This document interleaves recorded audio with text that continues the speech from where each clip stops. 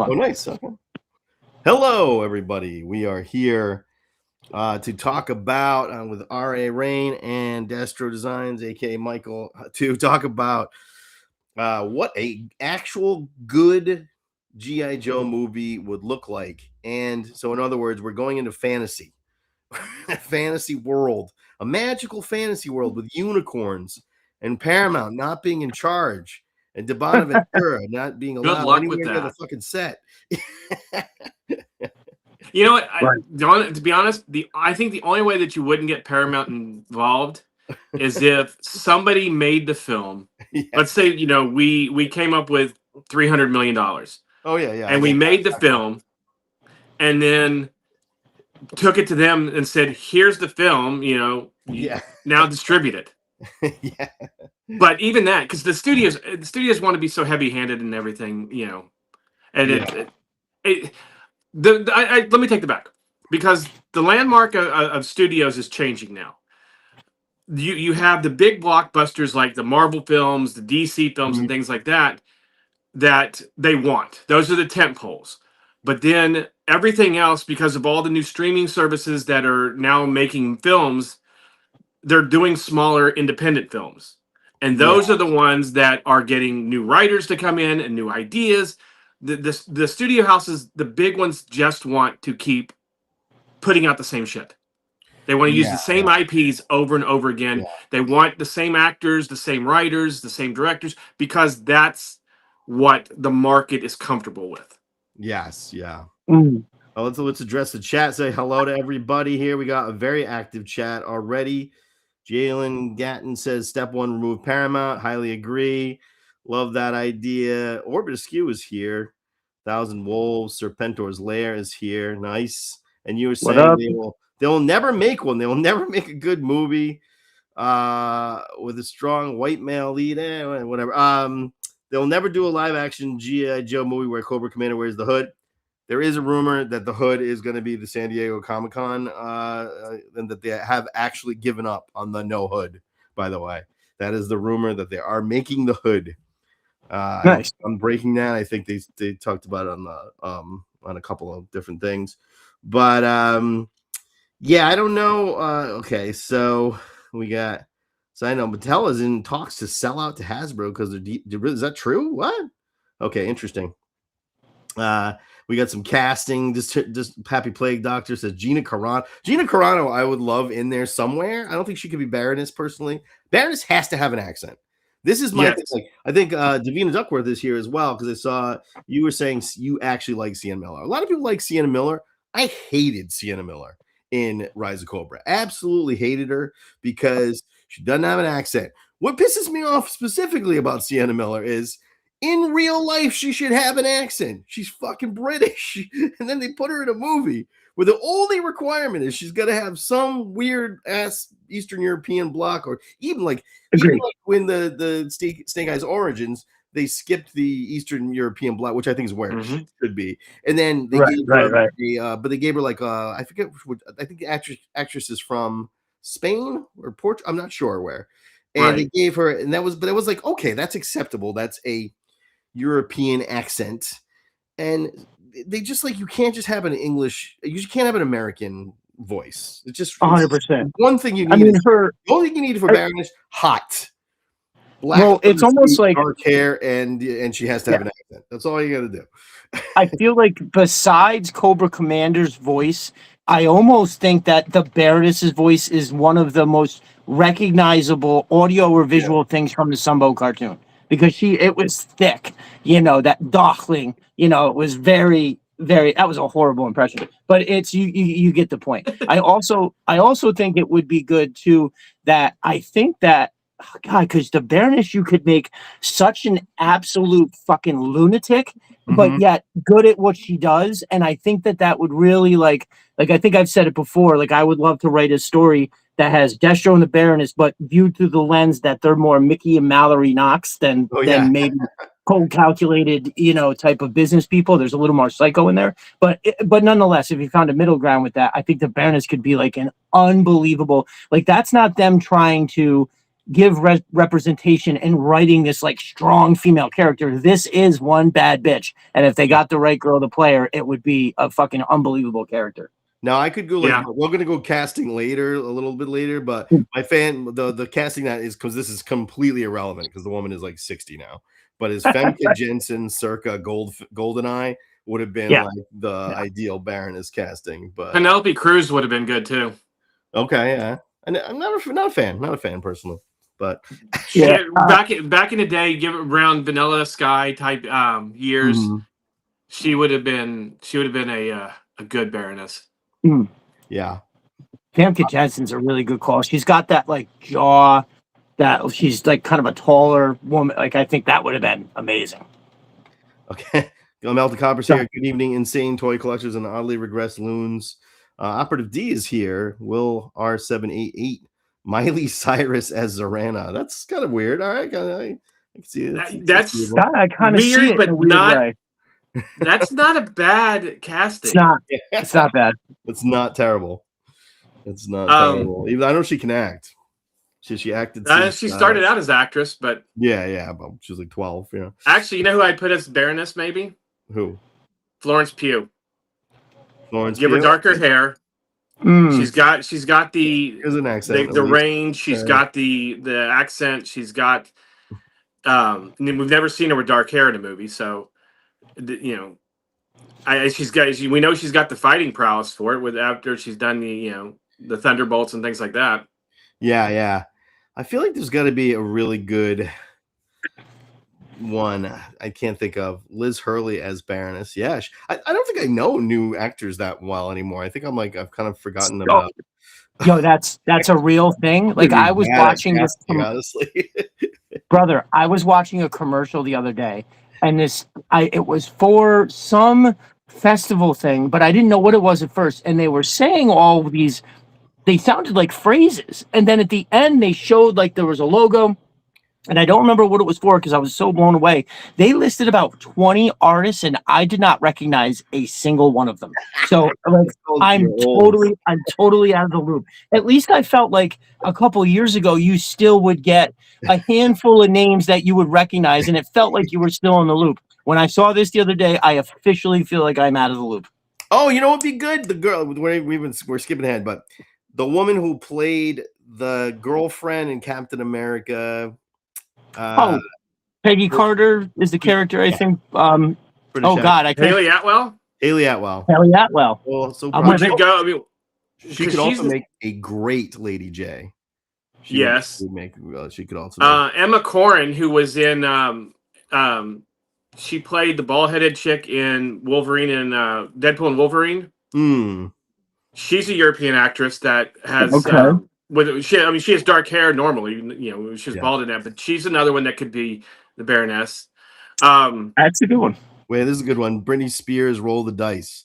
Yeah, she could be a Zorana because she's crazy and she likes knives. She has that actual look in her eye. Like when you see, even through like a video, whenever you see a video of Britney Spears, it jumps out at you like a lightning bolt. You're like, oh my God, look at a crazy oozing from her face. And it's usually has something to do with it. I was going to say Anna Taylor-Joy as Scarlet, but as Zorana, she'd be good too. She would be a perfect Zorana. I wouldn't. I love Samara Weaving. I thought Samara Weaving was an incredible Scarlet, and that's a shame. There's a couple of great casting moments there, but John Cena as Duke. John Cena could be in it somewhere. He should be somebody, but no, agreed. I'm not sure. You could, possibly do him as Hawk. Maybe you beat me to it. He's got a little Hawk there. I agree that's the problem, but I think actually they're casting. Sorry, what are you saying, Michael? Oh, I know. I feel like Dennis Quaid, what looked like a great Hawk, but I do see John Cena. That looks right, but he's a little bit too young. I think. I feel like you want a little wrinkle on that face. Dennis Quaid was a perfect Hawk, and I think going that route, but he's obviously he's 80. So now, yeah, he was in that War Machine, and he looked pretty rugged there. Yeah, he was looking a little hurting. You want to talk casting for Duke? Glenn Powell would be perfect. Glenn Powell would be a pretty perfect Duke. A lot of people say, what's his face, Reacher, and Alan Richardson. Yeah, he's too big. He's too big. I would put him as Flint. Or gung ho even. I think you put a mustache on him. You need like if he's gonna, he can't be bigger than Roadblock. You know what I mean? Like Alan Richardson is bigger than he's huge. Almost anybody you would find. Yeah. So now you got. I think he would be. I don't love. He's not a huge. He's okay. I don't. But see, that would be your same thing as if you put John Cena as Duke. You would have that that guy that's just bigger than Roadblock.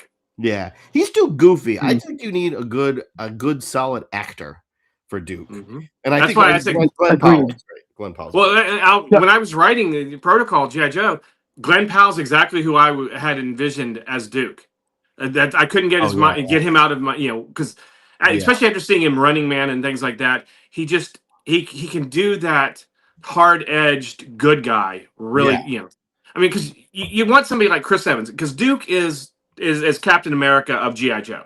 Mm-hmm. So you want that guy that when you see him, he embodies everything that is, all American, red, white, and blue, the good soldier that's going to follow orders and do the right thing.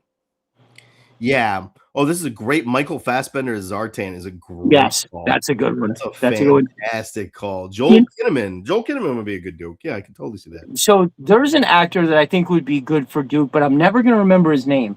He was in, if you guys saw Stranger Things, in season 4, the kid Lucas gets on the basketball team. The dude who's like the head guy in the basketball team, the most popular dude. Wait, which one? He's the one. So on Stranger Things, the kid Lucas, who's part of the main cast, gets on the high school basketball team, and then on that team, there's a kid, one of the leaders. His girlfriend dies in the beginning of the season. Spoiler alert. Oh, he's one of the antagonists. Yeah. Yeah, and he's like a crazy kid, and he's got that crazy look in his eye a little bit, but he's got that all-American look, almost like a Duke. He's also, I just noticed, 40. Oh wow. Yeah, it's a good point. It's a good point. I don't think 35 maybe, but you can't in charge. Like, yeah, that's true. That's true. You have a 20. That's why I think Channing Tatum was horrible, because it's like well in every way he was. By the way, if you guys see anything in the chat you want me to call out, because my step went in 1976. Hey, thank you for picking up Soul Reaver. I appreciate it. Yeah. Thanks. So we'll see. Thank you to Soul Reaver. This is RA's vampire epic, right? Yes. Yeah. Yep. I got that too. It's a good book. Thank you. This is a really good one. G.I. Joe Guy 84. Drinking in. Take a shot every time DIMSA mentions a hot actress, Rayne mentions his book, or Mike Destro tells a story. We'll be fucking under the table in about a half hour. I have my rum, so I'm ready 45 minutes tops. Who's going to be Stalker? Here's a good call. I mean, Idris Elba would make a great Stalker. Sure. He's kind of overused. He's in everything, but he is great. Agreed. Mahershala Ali. Oh yeah, that Michael B. Jordan would be a good Stalker. Oh yeah, okay, yeah. Mahershala Ali, I think, is a really good. Yeah. Oh, that'd be a really good choice. Mm-hmm. Ooh, that's money and right he there. should be elevated. I think he's going to be main cast. He's going to be yes. One of those. He saved that. What is it? Season 3. Now, season 1 of True Detective, I say, is my favorite thing I've ever seen ever. Oh, it's so amazing. It's so good. But then the second one is really not good. But the third one, I think, is the one where Mahershala Ali is the main guy, and he made that. So, like, if you go and you watch it, you're like, yeah, I limped through this, but only because he fucking crushed it. That shit was good. Yeah. No, he's a really good choice for Stalker. Great. And if you're going to put him in it as Stalker, then you're going to want to you're going to limit your roster of how many people you're going to have in it. Yeah. And you're going to put him as one of your main leaders. Yeah. Alex says Duke is a first sergeant, so late 30s. Exactly. That's another reason why a lot of people say, is Duke with Scarlet? Is Duke with Snake Eyes? Larry Hama pointed this out in an interview. Duke cannot be with Scarlet, because he is her first sergeant. He's the officer, beyond inappropriate, can't right. Severely frowned upon. Well, severely frowned upon. Good ones. Robert Downey Jr. as Stalker. There you go. This Robert is actually a Downey good one. Jr. as Hawk That's a though good was one. pretty good. That's a good one. Sterling K. Brown as Stalker. That's a good one. Yeah. Hey, our But brother, as Hawk would be a good one. Okay. nice. I see our brother Paul Morales is in the house. I've been referring to him as our in-house concierge, as he kind of welcomes everybody in. I think that dude's the man. Yes, for sure. thank Amber you. Heard is Stalker. Amber Heard is Stalker. That's a good one. And Wait, she is a stalker, isn't she? Wait, so I got oh god, I don't have my glass. I can't read that. Something Blackburn said Jansen Ackles as Beachhead. Now, is Jansen Ackles the guy who plays Soldier Boy in The Boys? Is that who that guy is? Or am I confusing that completely? Which I'm not a huge fan of that he was show. in Supernatural, right? Am I right on that? He was in Super. Yes. Yeah. I think that's the same guy. Yeah, Jansen Ackles is Soldier Boy. Pretty. He'd actually make a good Duke too. If you're watching him play Agreed. as Soldier Boy. Well, I don't know. I see him more as a dickhead, but I think I'm typecasting him because of how he plays. Now, I don't know if you guys have been watching that show, and I think it's a pretty decent show, but by far my favorite part is the shit that Superboy says. He is hysterical. Like at night, laying in bed by myself, literally laughing out loud by myself at the shit that dude says. The writing hysterical. in that show is so good, and it's so shocking. But I mean, that's the way The Boys has got to be. Yeah. The Agreed. Comic is like that. But they get away with They get away with a lot of. I'm talking like I'm in the show now. I mean,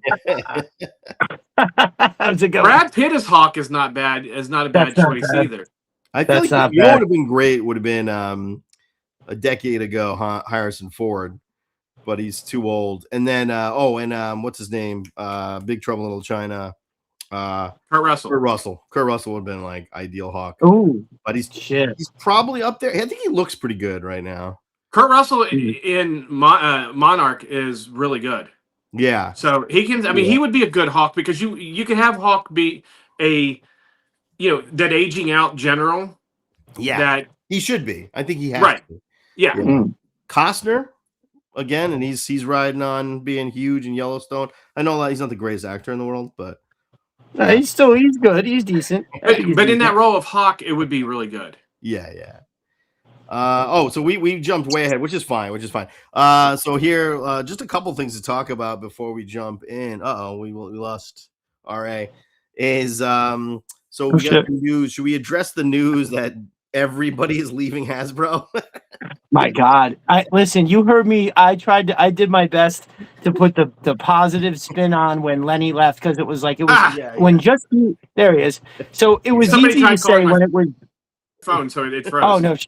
So when Lenny left, I think it was easy enough to just say, okay, we don't know what's going on. This could wind up being good for us, whatever. One guy, no big deal. They could find, whatever. But then it's not just any other person. It's the number 2 guy, is now leaving to go to the same place as Lenny. Somebody said something to me the other day, and they were like, do you think that Hasbro is going to license the IP to Boss Fight, and that's why they're going there? I was like, what? No way. They're doing really well. There's no reason to end classified. There's just no. Right. And I mean, it is weird because I think a lot of people are saying, well, Tony can take over because he's got skills. I'm like, well, I guess not. Because okay, back to the drawing board on that. My guess is as good as anybody else's really at this point. It could be for all the same reasons. Like if he just had left and went somewhere else, it'd be like, oh, Hasbro sucks. We knew that, and so there it is playing itself out. But now that he went to the same place, you do have to wonder, what is Boss Fight cooking up? They dude. There's got to be something. The idea of so say coming from what I do for a living, working for myself and or having the creative freedom to do what you want is so much better than having somebody over your shoulder telling you what to do, right? Somebody reading a spreadsheet and saying, here's what the numbers say. We have this cartoon coming up. We want you to make these figures from the comic book. We want you to make these figures to look like the actors. And if somebody's telling you to do something you don't want to do after having been there for 20 years, it does become way easier to walk away from what appears to be a dream situation, right? Like I Yeah. feel like I can see the lane where just a handful of things come together, and you're like, yeah, I'm out of here. Fuck this place. I imagine they gave them the offer and said, "Hey, come here, do whatever you want, create a line, carte blanche." Maybe because Boss Fight doesn't have anything that's like they actually do Hellboy, which is pretty cool, but I don't think they have anything like crazy right now. No, nothing big. I can only imagine they're planning, and the two of them are probably part of a package deal. I'm thinking this is a good one. Jeffrey Dean Morgan as Hawk. That's a good one. Yeah. Hasbro's leaving Rhode Island. Yeah, definitely. It's going 45 minutes north, to Newton, I think. Yep. We lost their audio there. All right. Oh shit. Yeah, we can't hear you, brother. Can't hear you.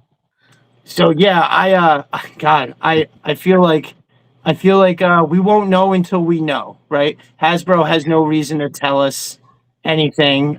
They most likely won't. The only thing that I do find, like, I don't know about puzzling, I don't want to sound dramatic, but one thing that is puzzling is shortly after Tony left, something that gave me a lot of hope was BMAC came out and wrote that wonderful thing like, hey, don't everybody worry, we're all here. We still got the great Tony. We still got Tony. We got all this other shit. And now you don't. So it almost, that's what makes you kind of go, oh, man, like I don't see BMAC writing that unless he goes in there confident that Tony was going to be around and that perhaps something, like what happens from when BMAC drops that post to Tony leaving, and it's not like Tony owes it to BMAC as a person to explain what he's doing best for his family in the end, right? Like, if you've got to keep something secret to make your move that's best for your family, sure. Sorry, brother, but I had to not tell you about this until it actually happened. I don't know. Wow, it's crazy though. Studies on the stream.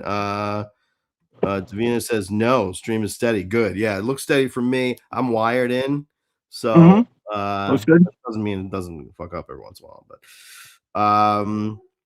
let's see. Can we hear you all right? I don't. Let's see. We'll try one more time here. Here we go. No, that was me because when I called in, it kind of fucked up my feed. Oh, okay, got you. Yeah. I think I think it's gonna be fine. It's probably gonna be fine. We'll find another really talented designer. Remember, Mark Warren left a few years ago.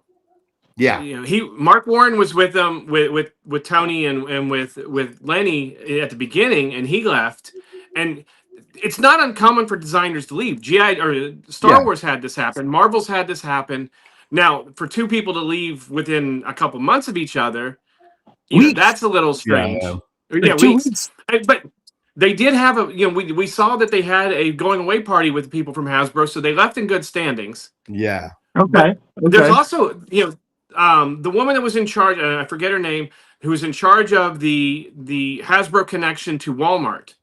She just left after 20 years. So I think that there's a lot going on with the move from Rhode Island to Boston that some people are, they're getting to move, or they're getting to go different places. Yeah. I feel like it's in the end of it all, it's very easy. So, Occam's razor, right? What's the simplest answer? And to me, it's greed. Right. At the end of the day, it'll come down to Hasbro being a company that has shareholders, and they do shit in the best interest of the shareholders, not their employees. And I'm just going to go ahead and say that however these decisions ultimately got parsed out started with them making a greedy decision, whether it's not paying the guys the right money or this fucking move that's ruining everything or a whole litany of other things, but it'll all those roads lead back to greedy cocksucking corporations. Yeah. Oh, this is a good one. Walt Goggins is Cobra Commander. I can feel that. I'm feeling that one. I think he was actually in. He was in the Rise of Cobra. He was the jailer. Oh, he was the warden. Yeah. He's so good. Right. That dude is such a good actor. Yeah, he's awesome. He could be a good Zartan too. Mm-hmm.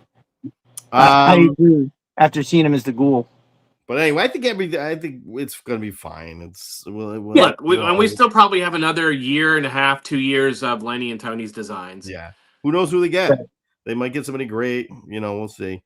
And who knows what's going to happen with all of Hasbro, with prices, with oil the way they are, and things like that. Because unfortunately, oil's a key component in plastic, and right. We don't want prices for. We don't want $50 a figure. Yeah. Oh God, I'll be buying Monster for it, and then we'll take it probably, frankly. All right. The other thing I just want to mention is you and I think we talked about this last week. We weren't here, but you and I met in person. Yes, very random, bizarre. That was a weird. That was so weird because I mean, like, how many people were there that day? What, a couple million? Right. I mean, at least because that was it was Make-A-Wish Day, and it was National Nurses Day, and it was also the grand opening, the grand opening of Star Wars Land. Yeah. So to tell, I think I told the story last week, but I'm right in front of the Magic Kingdom, right? I'm there for my son, so Make-A-Wish Foundation, and right next to me, R.A. walks right up to me and says, "Mark," and I look over, I'm all right. Rich, dude, it was so funny. It's because I saw you taking pictures with your kids, and I heard your voice as I'm walking past, and I went, I know that voice. And I turned, and I was like, oh my God. And I didn't want to interrupt you when you're taking pictures because, I mean, it's in front of the castle. That's like the classic family moment. So I just stood there for a minute, and my wife's looking at me like, what are you doing? Let's go.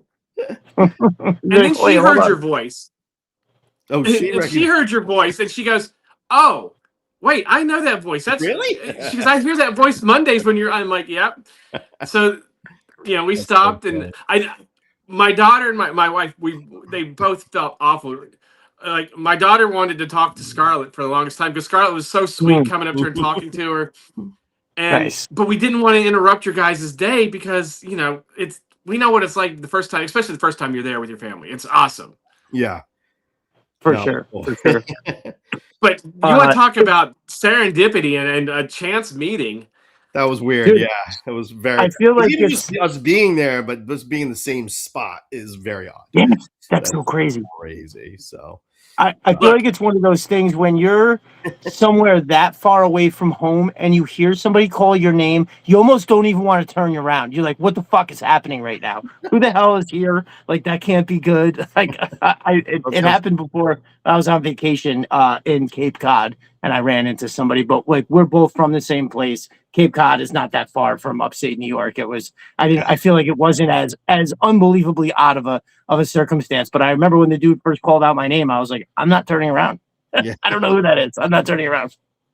That's awesome. We've taken my daughter and her friends all the time, and there's times when we won't see them throughout the entire park and never run into them. So to run into somebody, that's 3,000 miles away is like crazy. 100%. Milton Copper says, "What is this wife character?" I was there with my ex-wife because we had to be, so, and we get along okay. But yes. Oh, Laser Pants is here. Good. You guys definitely rolled the teacups together. Yeah, pretty much. What up, brother? All right. Well, let's get into the time we sort of already did, which is actually, this is pretty fast for us. We've already hit a little bit of it. So we got G.I. Joe, the movie. So we're going to hit a few different topics here and in the chat, play along as much as you want. And I think what we could talk about is, well, what would a good G.I. Joe movie look like? And thanks, Laser Pants with super chat. First super chat of the night. Thank you. Right. You're very welcome. I love this shirt. It looks fantastic. Well, that's right. You represent. Nice. What would a good movie look like? I think we could go through casting. How did they fuck it up before? What maybe would a plot look like? And then finally, what we do with the sequel. But running through the chat, I've seen like a lot of people saying they can never do it. They'll never do it. They'll never make a good movie. And I think that is probably true. But I want to throw one thing out at you to say that this is the reason I would say that can't be an absolute, which is I thought the exact same thing about Marvel for years. If you had asked me in 1998, they will never make a good Marvel movie. Or they'll never make they might make an okay one that's like fine, but they're never gonna replicate the comic book, right? Like I thought the Spider-Man movies were good, But Sure. Well, Definitely. remember, Kevin Feige started out as a associate producer on the first X-Men movie, and he was on. I don't like that all. movie. I think those movies are really overrated, personally. He was on all of the X-Men movies, and he was on the Spider-Man movies at first, before ever becoming the head of Marvel. And the first thing that they need to do is, if Paramount is only the distributor for Hasbro movies. I think it's owned by the one. I think they have the rights for it. The one movie company. Yeah, Bonaventure's company, whatever it is.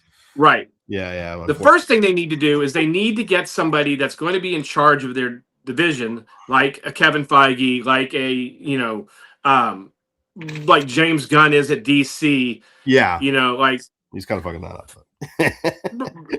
we'll have to see. I mean, there's a couple things that worked, and we'll have to see. But that's a hard one to do but they need to take it where, like they did with Marvel, and DC when they had Zack Snyder doing the DC films, they purposely didn't want to be like Marvel or follow that formula, even though that formula.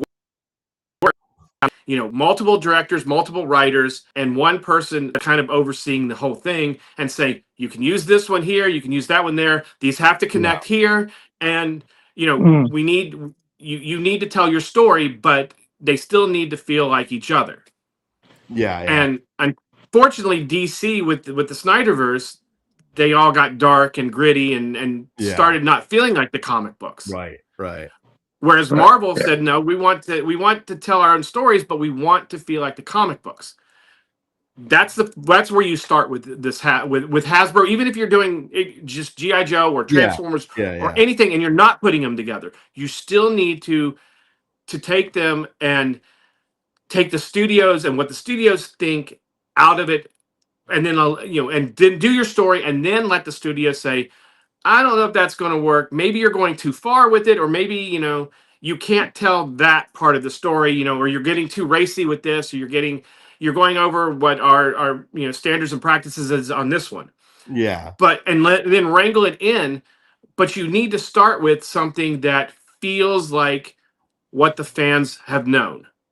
Yeah, or like I think one of the keys would be if you like a Peter Jackson, who was like, he loved Lord of the Rings. Right. He didn't want to make his version of Lord of the Rings. He wanted to make Lord of the Rings, the ultimate version of Lord of the Rings. He didn't want to reinvent it. And that's what he did. Right. And he was a visionary, and he made a great movie. So I think it can happen. I don't think it's going to happen this time around. I would be very doubtful that the new one they just announced is going to be great. Opportunity says the Megaforce and Street Fighter. Megaforce is a terrible movie, by the way. Have you seen Megaforce? No. What is Megaforce? I love. What the hell is Megaforce? If you rewatch Megaforce now, it is dog shit. It's what charming. The hell is Megaforce? Holy shit! Megaforce is like basically the first G.I. Joe movie.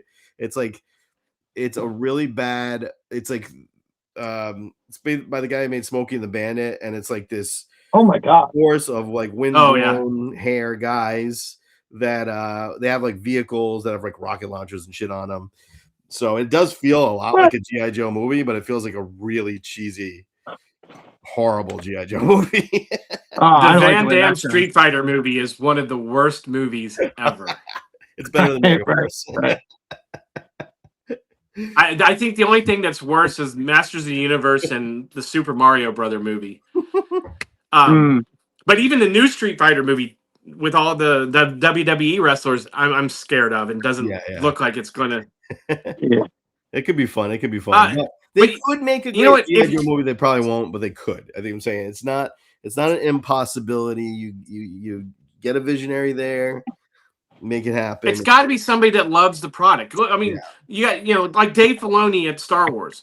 He is a fan. He grew up as a fan of Star Wars, and when he started doing the Clone Wars and all the cartoons and stuff, you could see that in it. George and him got together, but now that the stuff he's doing, he's bringing back a lot of the stuff that's homages to the original stuff, and stuff that was in the Legends. That's Legend stuff now that was in the expanded universe that people love because he's a fan of that. Yeah. And it's the stuff he wants to see. So you need to put somebody that's in charge that is a fan of it, that knows the product. Yes. That, but also knows how to make a movie. It's not just it's not just about telling what we grew up with for nostalgia's sake. They also need to know how to formulate a movie and write a good script. Yeah. Now, the guy that is making the Masters of the Universe movie is a pretty good director, so we have a little bit of hope there that he's going to make it good. Doesn't look great to me, but I feel like he could be the guy that could make that, because I thought Bumblebee was pretty great. And Bumblebee is probably the best of the Transformer movies, without a doubt. Yeah. Except I loved the new one, the animated one. The new one was close, but Bumblebee felt most like G1 stuff. Yeah, it was fun. It was really fun. Sorry, Michael, what were you saying? Oh no, so kind of what RA was saying about having to know how to make a movie, but it's not just retelling for the nostalgia. I kind of think like the path to success would be, yes, in a perfect world, we get a person that's an uber fan and actually knows how to make a film, right? That's our perfect world.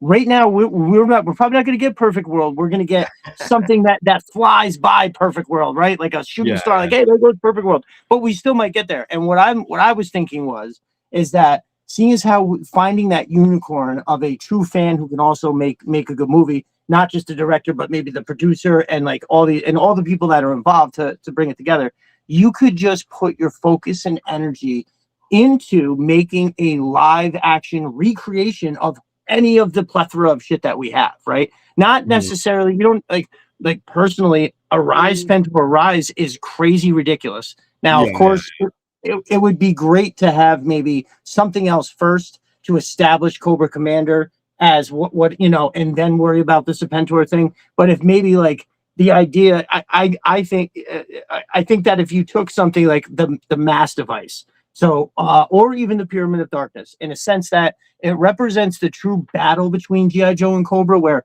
Cobra is trying to get their hands on some shit that's ultimately going to fuck everybody over and rule the world. Which is every movie ever, like right now, anyway. 100%. Which you do, yeah.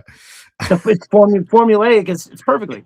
So I think that if you tried to it's instead of saying, hey, let's put this massive search for these unicorns who love the movie, and God forbid, don't try to write like a whole new thing, because I think that's where you wind up deviating. You wind up changing the characters to fit this made-up story, and then you start fucking it up. I think that if they go heavy accurate on the characters and the lore of it, I think that we almost wouldn't even need a deep story. Just make it accurate as hell, and especially with the idea. My whole thing would always be Cobra is trying to get their grubby hands on something. Right? They need Mindbender needs we got to capture these 5 scientists, or we need these multiple elements. So there's always going to be something that they're scheming to get their hands on, and really, if you just use that as the through line, and that's why like Arise Fent to Arise also as a you could get away with the first movie revolving around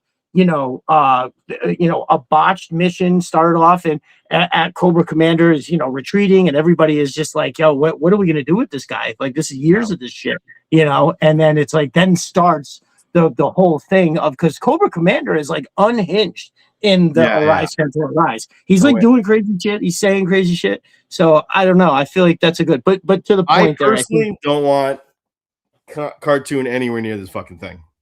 I want I personally don't want. I don't want to see the cartoon. I don't want to reference the cartoon. I don't. That's my personal take. But G.I. Joe guy says Dave Filoni might be an example of why not to let a fan run. I mean, I can agree with you that recently Dave Filoni, I thought the Ahsoka series was dog shit. I hated it. But that was very much like a continuation of his Rebels cartoon, where it was. That was okay. I have mixed feelings about it. Clone Wars is an incredible show, though. I mean, like Clone Wars is like, I thought, because when they brought Dave Filoni in, I was like, between Clone Wars and he had something to do with Mandalorian. I don't even remember. He and Jon Favreau are the ones who put it together. I love Clone Wars. Like, I'm obsessed with Clone Wars. It's one of my favorite things in Star Wars. In fact, I think it's actually like matching. It's like the 4th best movie, really, honestly. Mistiff, thank you for Oh, nice. And you got a thank you there, RA, which I'm not going to share the $5. So there you go. Thank you. I appreciate thank you. It's kind of you, but I'll take your $5. No. Yeah. I know it's self-serving, but when I wrote the book, I was visualizing what I would want as a movie. And that's how, so yeah, and I tried to, and yes, I incorporated a lot of other stuff where I could expand it out into a whole Hasbro cinematic universe, which you kind of want to have those nods in it. But yeah, a nod is okay, but you want to have it where G.I. Joe is a military organization. They function just like the real military does. You're going to give all of the campiness and the tech stuff to Cobra and to Extensive Enterprises, and you're going to have Mars Industries kind of be their saving grace. Destro's kind of the voice of reason in there with Cobra Commander and with the twins, trying to wrangle them in that, okay, look, we can take over the world, but we have to start here. Right. So what I would do is I would start out with you can almost take stuff from the headlines. We have all these wars going across the world right now. So the world's in chaos where a militant group could get together and start pulling some of these extremist groups together, which is what Cobra is, and bring them together and start to form an army that says, look, you band with us, we're going to give you a new world order. And that's where Cobra kind of comes in, where G.I. Joe is kind of at its wit's end trying to help stop all these other things going around the world, allowing Cobra to kind of build themselves up. And all of a sudden, you have them take over Springfield or something. And that's where you can almost start the movie is G.I. Joe is outnumbered and has to reform themselves because this terrorist organization is invading U.S. soil, or they've taken over a small country, or they've done something that is causing where the world needs to come together to unite as a military force. Or because the military forces are so stretched thin, they have to come together to fight this one entity. But you give all the tech, you give all the extraordinary stuff to Cobra, and allow them. You could even allow them to be kind of the Cobra from the cartoons and stuff, the Resolute a little bit too, But you keep G.I. Joe more grounded. Yeah, so G.I. Joe Delta says if it was not for the cartoon, there would not be as big of a following. I don't think I agree with that. I think the real true following of G.I. Joe is more based on the comic book. But that may be my bias. I feel like the cartoon is like you look on it as nostalgia and it's a really fun cartoon and you have like memories of it. But for me, like the thing that kept me through a through line that made me think, oh, you could even make a great movie is the comic book. And I think there tends to be like two sides of G.I. Joe fandom, so I will agree. Like maybe I'm on the one side. Like I don't want Cobra La anywhere near this fucking movie. Like I don't want to see Cobra La. I don't want to mention Cobra La. That's another. No. I really want them, but I think like we think about it like the Batman movies, right? It's like Batman is all over the place. You can have a very wacky Batman. You could have mostly it's a pretty dark Batman. But when they made the movie, they took the things that translated into a reality, and they brought those forward, and because that makes for a better movie, I think. Well, especially Christopher Nolan's movies, and that's why you can take somebody like the Joker, and you can make them be as big and crazy and outrageous as you want, as long as you keep Batman and everything else grounded. Yeah. As long as they stay true to what they are organically, you can take your villains and make them completely over the top, and it'll fit and work. Like I've always said that the Dark Knight, if you take the name Dark Knight out of there and you take Batman's costume off of him, it's still a movie. It's a crime movie. It's still he's a detective and he's taking down the mob and the criminals. It's really that's how I always. And you can leave the Joker just the way he is. Yeah, Upper D says G.I. Joe should be too grounded, and I agree with this too. Yeah, so there's there is it's too dark and then it's depressing. Unless you're gonna do then you do a series, and I would like to see a dark, depressing, like Game of Thrones style series. But I agree. I think the Avengers movies are like the one that hit the note. It's like there's a little bit of fun, there's a little bit of camp, but it doesn't overtake it. I know. But if you do the team, cartoon is the thing. I just don't think you're right, because I think there's a ton of us that have like the hardcore fandom.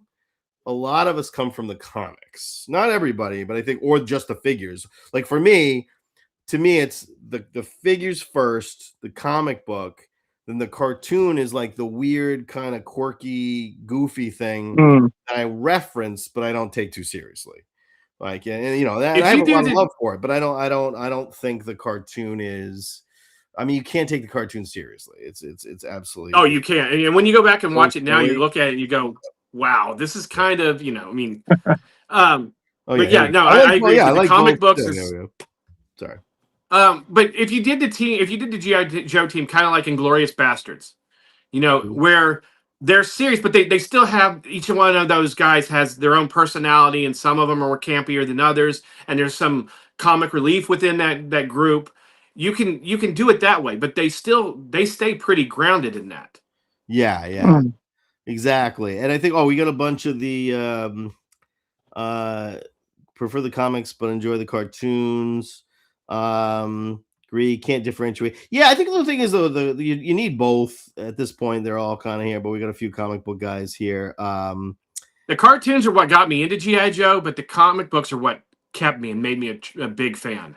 No, Serpentor's Life. I have read some of your articles. The cartoon gets serious, but it 75% of the time is not serious at all.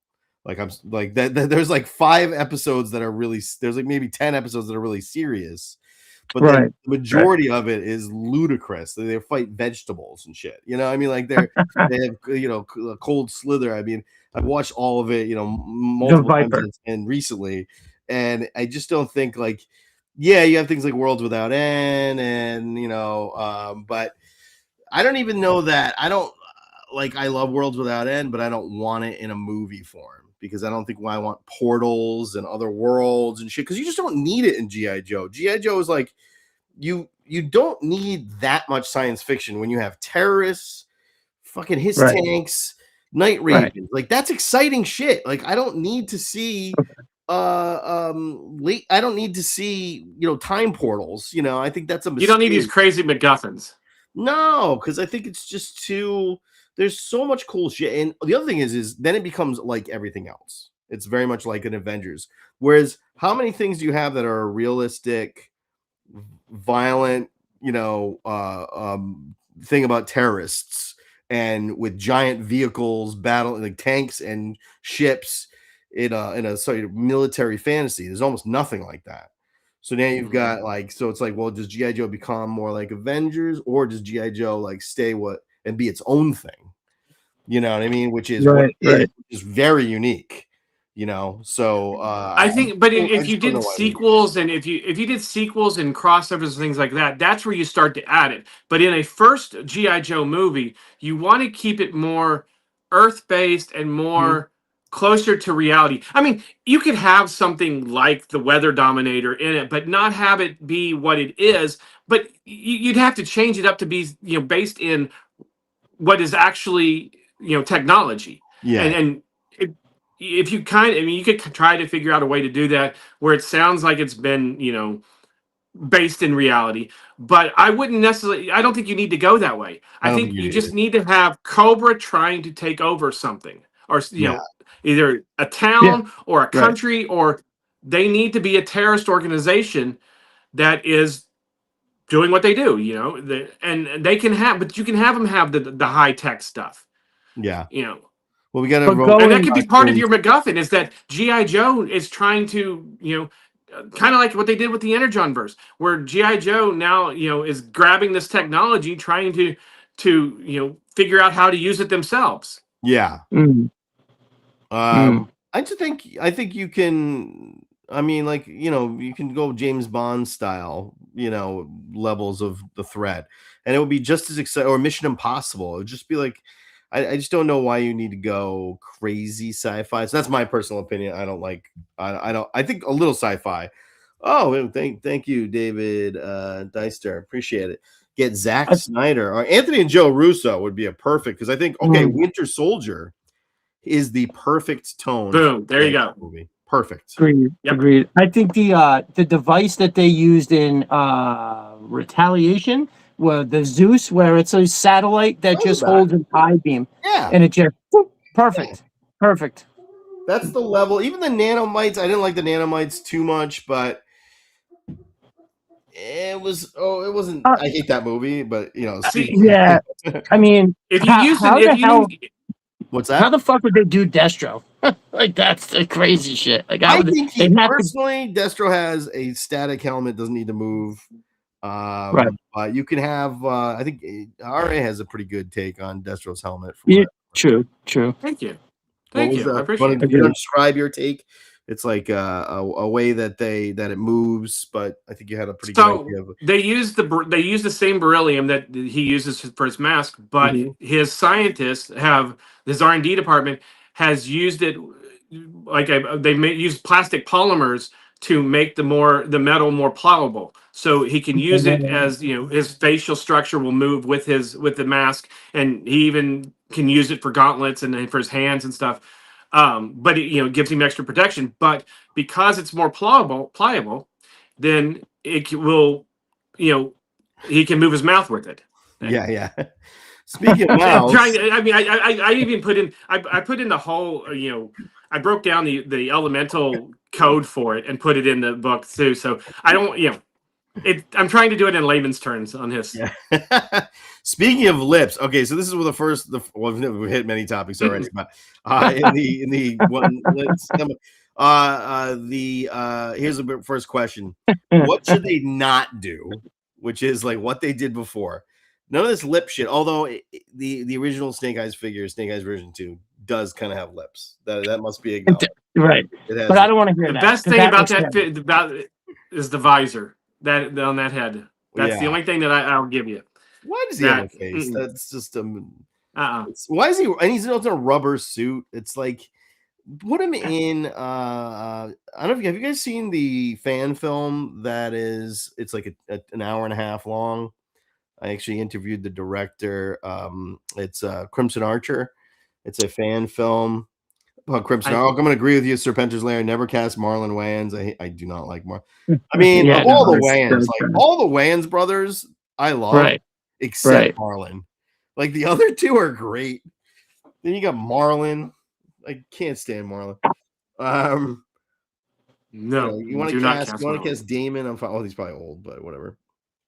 For sure. Well, I feel like a lot of the guys that action stars that we've grown up with in the last 10, 15 years are all of an age where they look weathered and whatnot. Like Matt Damon's perfect for you. He's teed up for something, right? I mean, that dude is. Matt Damon would be a good Hawk. He's looking soldier ready. Dukish. He's a little dukish. Blonde hair, blue eyes. Cillian Murphy. He's great. He was on SNL the other night. He's grayed out now, but. Yeah, he looks great. I mean, Cillian Murphy as Destro. I like Cillian Murphy as Cobra Commander, which I cast him in my video on Cobra Commander. Shameless plug. Without a doubt, Cillian Murphy as Cobra Commander works perfect. Tim still looks funny as hell. Thanks, dude. What the fuck? I'm 52. What are you gonna do? Jesus Christ. I think no Snake Eyes in it is crazy talk. I'm sorry, but this I feel like if you didn't read the comic, there's a backlash. I'm sick of Snake Eyes kind of thing going on. If you read the comic book, Snake Eyes is by far the most fascinating character. Right. And that to me is a thing that here's my take on Snake Eyes, and I think they'll never do this. There's almost no chance. He should be one of the main characters. And I think what RA did in his book is you see drinking game. I think they need to do. Yeah, drink. Everybody drink. We should play the drinking game. Although I didn't mention it, so we'll go with that. But you didn't mention it. I mentioned it. But in RA's book, what you have is you have small groups, and you volley back and forth between the few small groups. That's what it needs to be. It can't be one group with just one. I want to see like globe trotting. It's going to be, and you can't be too much. You really probably need 3 groups, maybe. I would do 3 groups of Joes. And with a novel, you can do more, but with Yeah. a movie, you got to limit it down. Yeah. Yeah, but I think you could 3 groups would be What do good. you think about the Avengers movies? You're with this group, you're with this group, Vision and Scarlet Witch. You're with this group, Captain America. You bounce back and forth. You bounce back and forth a little bit. You don't have to do a lot of it in this movie because you don't have a lot of time. But you absolutely could do that. And I think so. Like people would be like, "Oh, Snake Eyes can't be the main character because he doesn't talk." But he just has to be one main character. He doesn't have to be the main character. You know what I mean? Like I think you. But if you do it like I kind of introduced with him with the nice comment there. Yeah, yes, it's for Panther's Lair. Yes, I do. Can you imagine that? Be right behind him on the shelf too. Imagine that. Right. Yeah, one too. I'm not self-serving at all, am I? Oh no, dude, but if I'm you have it, marketing, it's everywhere. I got your book right here too, always. Nice. No, if you do it where he's using sign language and the person that he's talking to is kind of doing like Han Solo and Chewbacca, where you don't know what Chewbacca is saying, but Han and whoever's talking to Chewbacca is answering, so you know what he's saying, so you can still do it. And if you have him doing sign language, you're adding another dimension to it that is really cool for ALS people. Yeah, because they'll get to. Oh, that's kind of cool. Yeah. I kind of like the idea. Just military signals is cool. Like there's a lot of I feel like just an appropriate nod, like when they say like, "Oh, Snake Eyes doesn't like that," and then they just nod. Like everybody kind of speaks for them. Like they've been like Stalker has been with him for so long. Snake Eyes doesn't have to speak. Stalker will tell you what he's thinking. And he would be using military signals if they're going in through a mission. But if you're going to do an intimate scene like with him and Scarlet or something, they would be communicating using sign language. Yeah, and it'd allow you to have a Snake Eyes intimate scene with somebody and make it feel impactful and not just feel like that's right, Snake Eyes. Let's go, get the guy out of the well. Well, that's why, like in the cartoon, I think Snake Eyes is the Scooby-Doo of the cartoon. He's basically treated like Scooby-Doo. It's like, Snake Eyes, go over there and get the thing out of the well and shit. He can't, he's not, and that's why a lot of people don't like Snake Eyes that much, because if you don't read the comic book, he really he's not that great of a character. He's dude, in the cartoon, ninja. It's the cartoon's biggest flaw. It's not even close. So I've been doing those Good Morning posts. So I'm on episode 20. I did the Massive Ice Pyramid of Darkness, the movie, and cutting it up every morning and just putting a clip out. And I swear, if I had $1 for every time Snake Eyes just gets knocked over by some there was the show Cobra's Candidate where they they were using the gangs to cause civil unrest and to get somebody elected. It was a cool kind of plot, but they were fighting these kids, which is one a cool plot for you could use that in a movie. Mm-hmm. Oh, 100%. Yeah. I mean, it's almost real life. And there's this kid. He was on Snake Eyes was on a catwalk, and some kid threw the window open and pushed Snake Eyes off the thing, and it was that would never happen. The dude can kill a fleet of his tanks. Right. What is going on here? In the cartoon, that's why they put Spirit as Storm Shadow's main, yin and yang, because you could have them have conversations where you couldn't do that with Snake Eyes and Storm Shadow. So Spirit still had that kind of same quote unquote element that Snake Eyes has in a way, that you could do that a little bit mystical thing with him, or you could do the spiritual stuff that you have with Snake Eye or Storm Shadow, but you couldn't do that with Snake Eyes in a cartoon. Because in a cartoon, you need to keep kids' attention, so you're going to have 2 characters talking to each other. Well, here's the other thing: is that a lot of people, I think, and this is how Hollywood think more than people is, we can't have the main character because he can't. The main character can't be mute. That's why they had to do it. And they can't have a face mask over him. But okay, the man with no name barely doesn't say a lot. You know what I mean? And if you've seen, you can have a character, and the fact that he does not have to carry the whole movie. So just like you said, Scarlet can be talking, but he has the most interesting and complex storyline And so it would be really interesting. It would be kind of a bold choice to have this character. He doesn't, like you said, he doesn't have to be the main character. He just has to be one of them. He's got his storyline. Then you got Flint and Lady J over here on a mission. And then you got, Roadblock and, Duke on a mission. And you have, or Shipwreck, or who knows. And you got all these characters converging, doing their different things. And you have different story arcs. Then you got Destro and the Baroness also have their own story arc. Right. And then you've got, and you're just following between those four, and you've got like a really cool movie. Snake Eyes doesn't have to carry it, but I do think he has to. And I also think I don't need to see his origin story again. It's like Batman. You never need to see his origin story again. It. People know it. Or at least don't bring it out in movie one, because we saw it, we've done it, we've been there. Now you can do like Marvel does sometimes, where they don't give you origin stories of characters, but there'll be references or callbacks to it, or so that way brand new people will still understand where that character is or why that person doesn't speak or something. And you can do it real simply. Is Snake Eyes and Scarlet could have a conversation, and she could be like, I know I'm not responsible, but I still feel guilty, because of your injuries.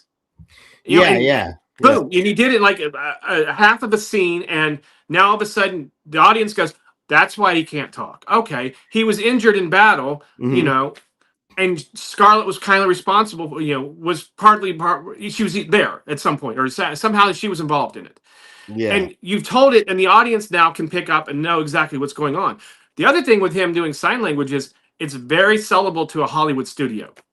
Because of the diversity, because of the state of the world we live in now, where the inclusion of everything, Disney's going back now and they're adding songs where they're for the characters for YouTube and stuff, where the characters are using sign language, so that way the audience that is deaf can enjoy it too.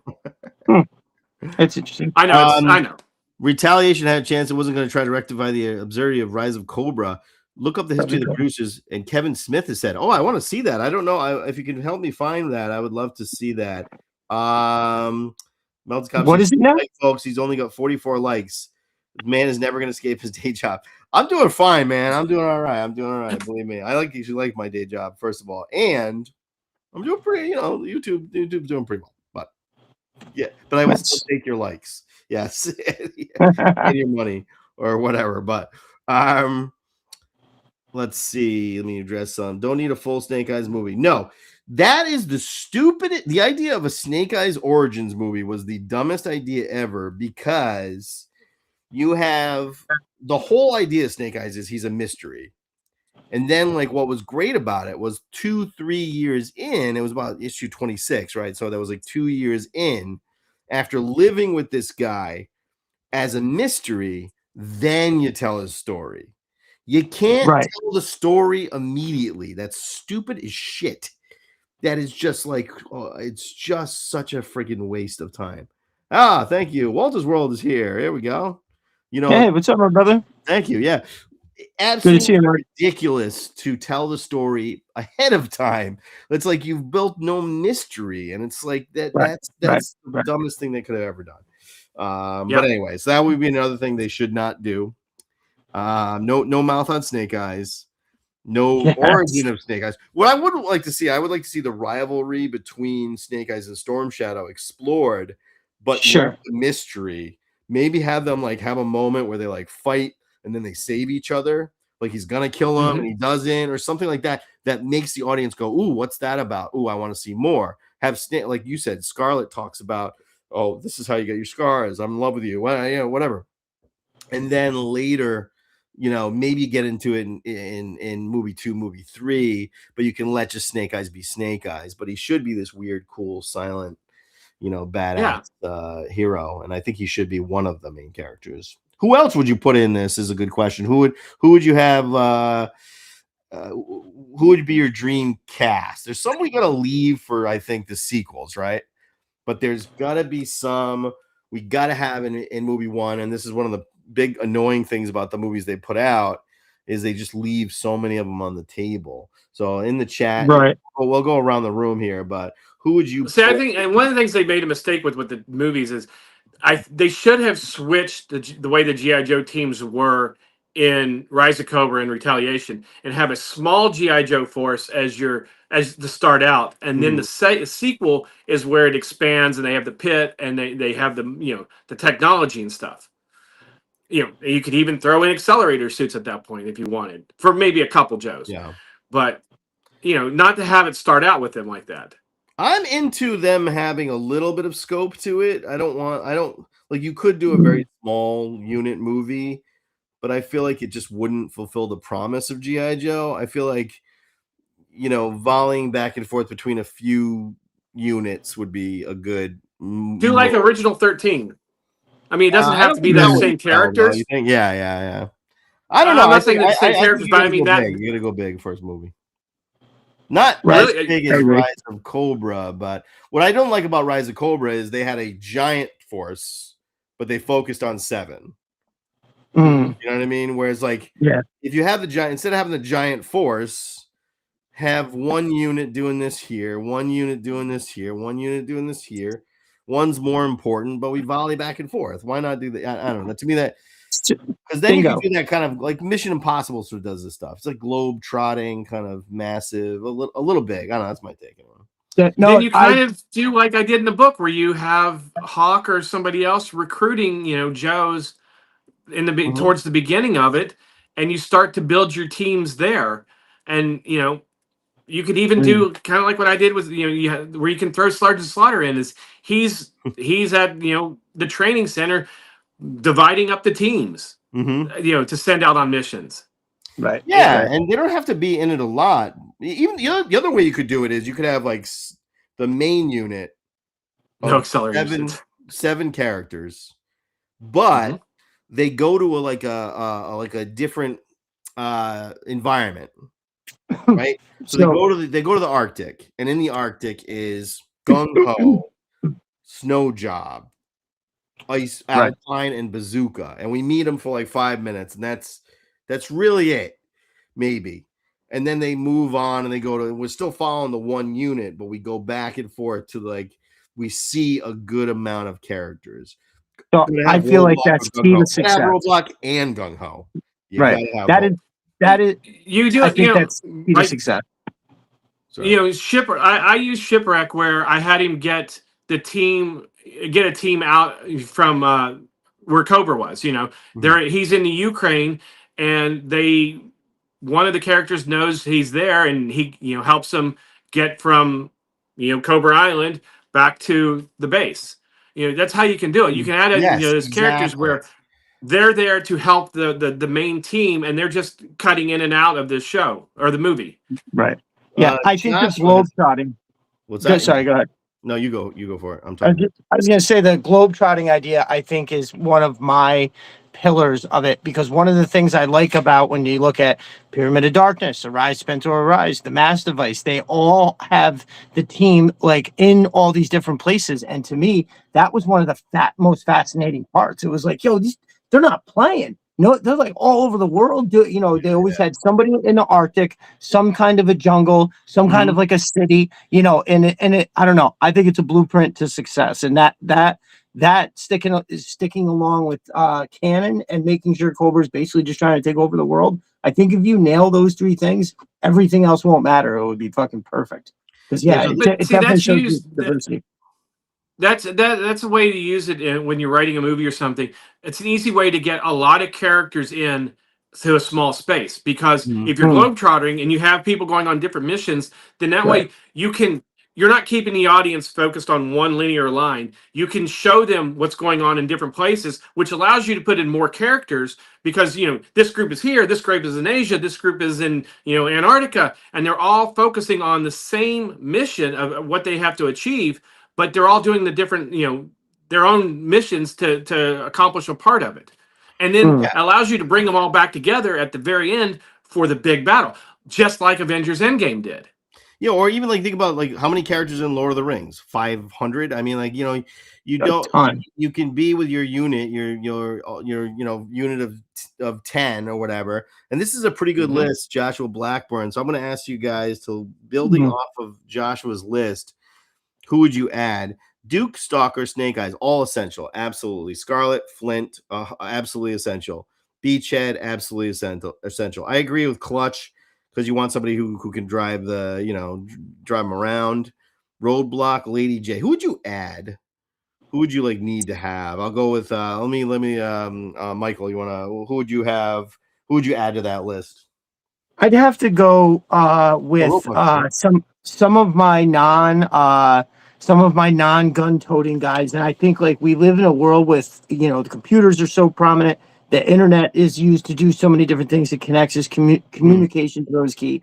Maybe a mainframe dial tone breaker little subset, right? I don't know if you can have them mostly running the ship at say headquarters, but then at the same time, we're deploying. Somebody's got to run comms in the field. Maybe it's not a huge part, but maybe you have breakers usually in-house, right? Making sure that he's running the show. They just refer to the guy at the computer as breaker. But then you have a dial tone or a mainframe out in the field trying to jack into some kind of computer, Cobra's network is hooked up to this. We got to get in here, cover these guys while they, whatever. I feel like that would be good. And of course, I think one of the early biggest ones would be low light. I think that there's so much there in that kind of a character.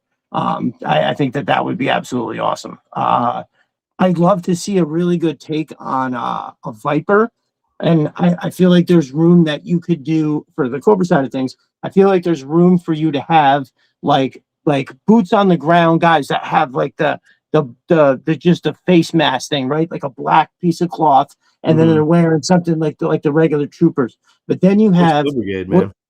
Oh, it would be awesome. And then I think you could then have the Vipers who are a step up. You start off as a trooper, you make it up to a Viper, and then that's the ones that got the battle mask, they got the big heavy weapons or whatever, and they're ready. I feel like adding those would be key. Bats would be awesome. Bats I would say for your second or third film. Maybe. Sure, that sounds more like. Now you could hint to it, or you could see them, you could have Cobra Commander and Destro talking about something, and you could see in the background the bat being built or something. But I would save the actual bat in the movie or as a trooper in the movie for later on to one of your sequels. Be a fun reveal, yeah. I would add but you could show it being built or a prototype or some version of it. Yeah. I definitely agree that you would need to have a dial tone or mainframe. I'd maybe put mainframe as your central hub communication guy and put breaker out in the field.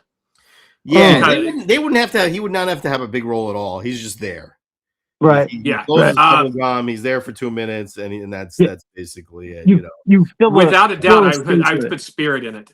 Well, thanks for calling people out, Paul. Again, nice Spirit. Nice. Yes, that was the other. Yes, 100%. Spirit has to be there. Oh, thank you, Mr. Gretzky, for the.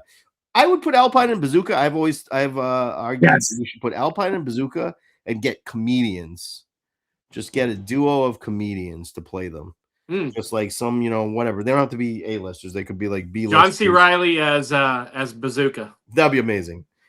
John C. Reilly and Dave Chappelle, but he wouldn't do it. But. There you go. You could put Marlon Wayans as is Alpine. I'm sorry. I'm making a joke. That's a complete joke. Who else would you put in there, Ari? Yeah, low light would be a good one to put in there. You have to have Spirit, without a doubt. Yeah, I think that's a really good one. Great. Shipwreck, maybe, but he would probably be. I would see Shipwreck, Alpine, and Bazooka. I would kind of use as maybe not part of the main team, but you interact with them out in the field somewhere. You have a team that's getting ready to climb the mountains, the Alps or something. You Alpine's there to help them along, or they meet up with Alpine, there. Shipwreck helps them, and you got him in some seedy bar or something, and they come into it, and he's there, and you can because you could use Polly really well in a seedy bar like that.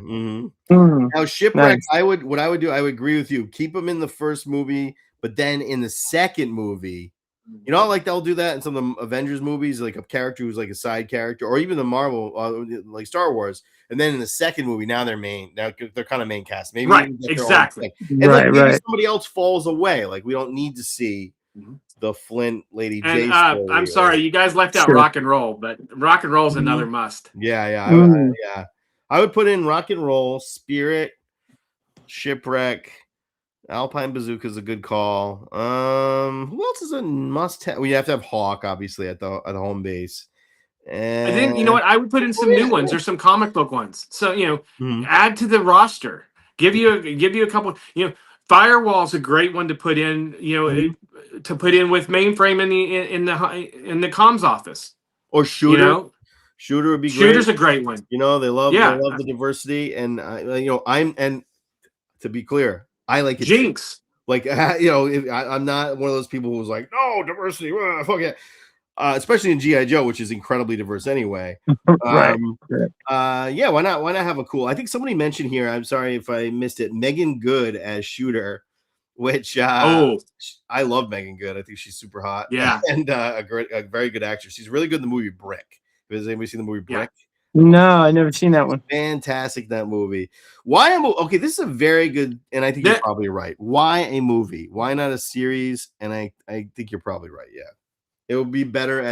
So what I would do is I would do the movie as your big thing, but I would do a series or a couple series to lead up to it, or to coincide with it. Like I know I'm self-serving here again. I have a Dreadnoks Rising script. You could do the Dreadnoks. I know. But this is how I think. When I wrote this stuff, I was thinking of it as movies and TV shows because that's what I do. That's where I started. Yeah. And so that's how I think when it comes to all this stuff.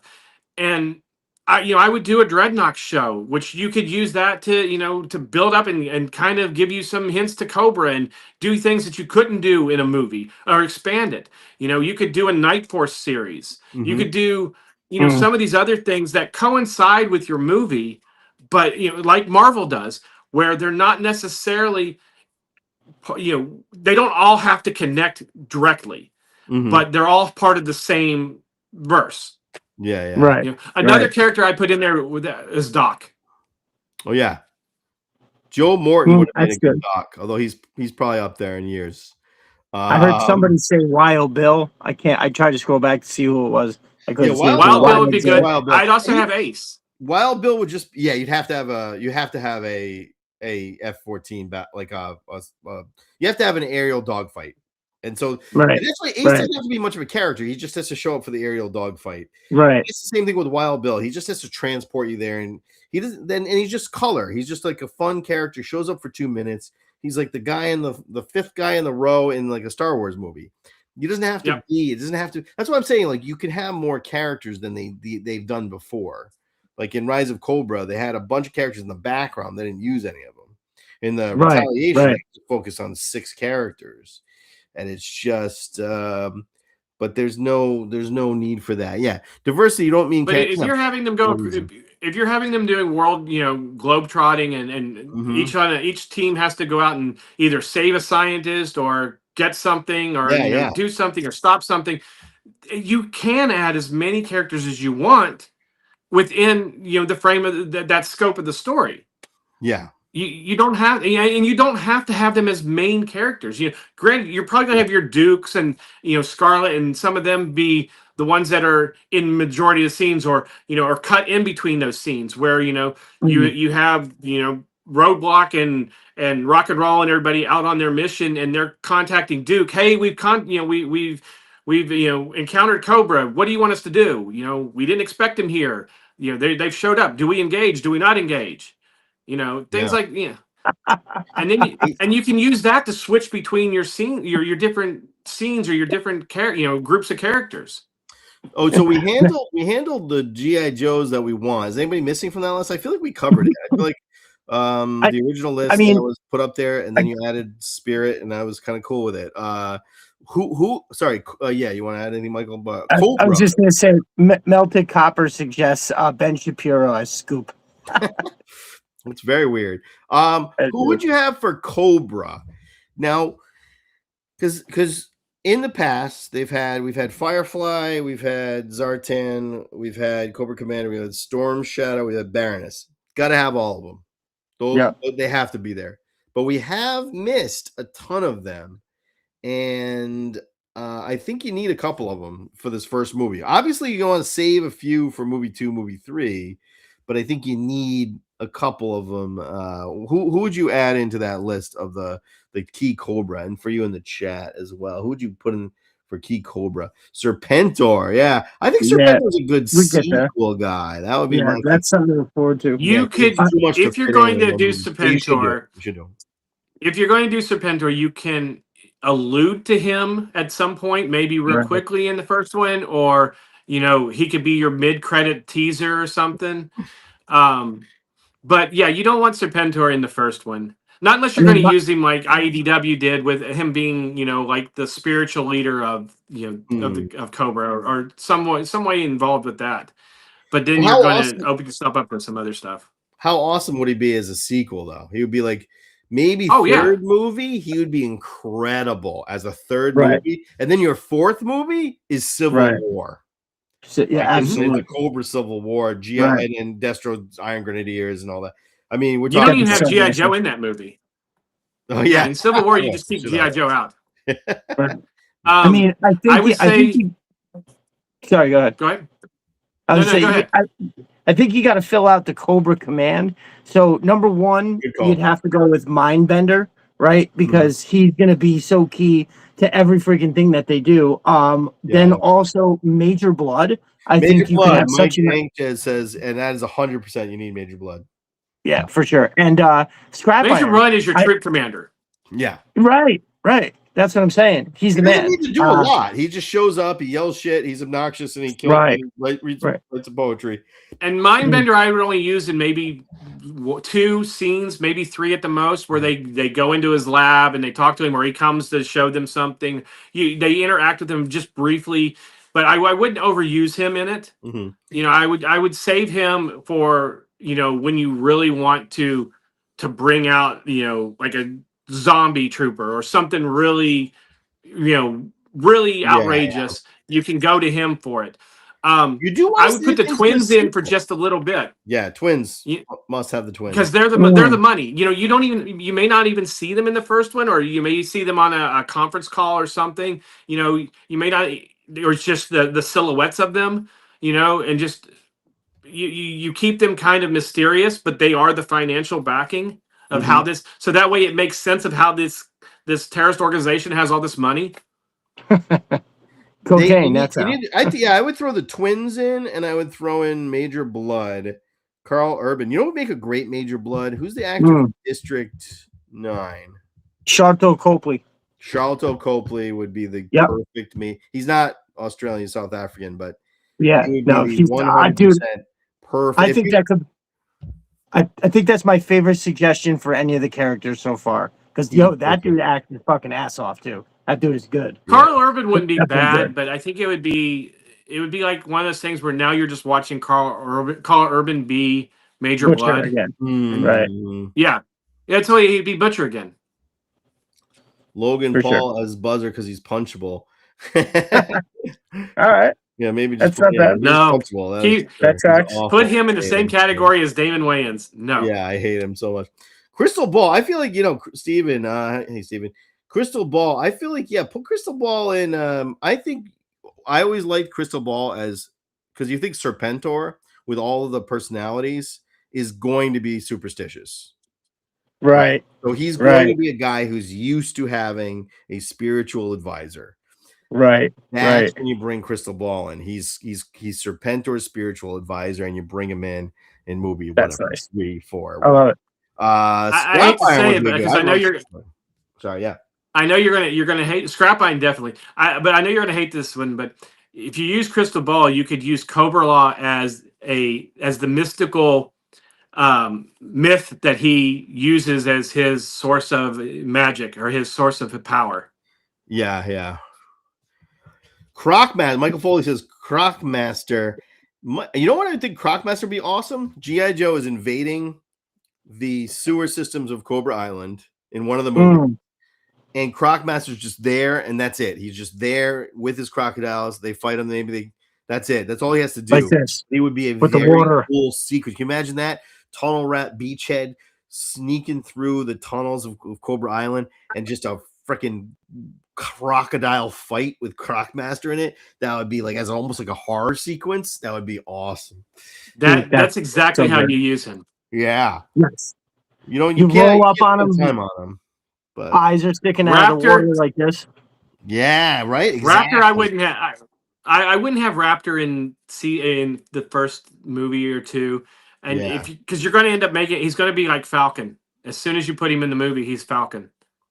Yeah, he's he's stupid, but maybe he's the same way you do Crocmaster. You have him as like he's just death from above, swarms now, and then you kill him off. He's in one scene, you kill him off. He's a good little. What would be cool to use him is if you use Raptor to turn Freedom against Spirit. Oh, that's fun. That's scary. That's terrifying. Or you have him. We're gonna have to kidnap some scientists, right? So he just swoops down in the middle of like a guy barbecuing in the back of his house, uses his feet claws or whatever to grab the guy, and then he flies away. Just something nice and easy, nice and light. Big Bo. You could use Mercer.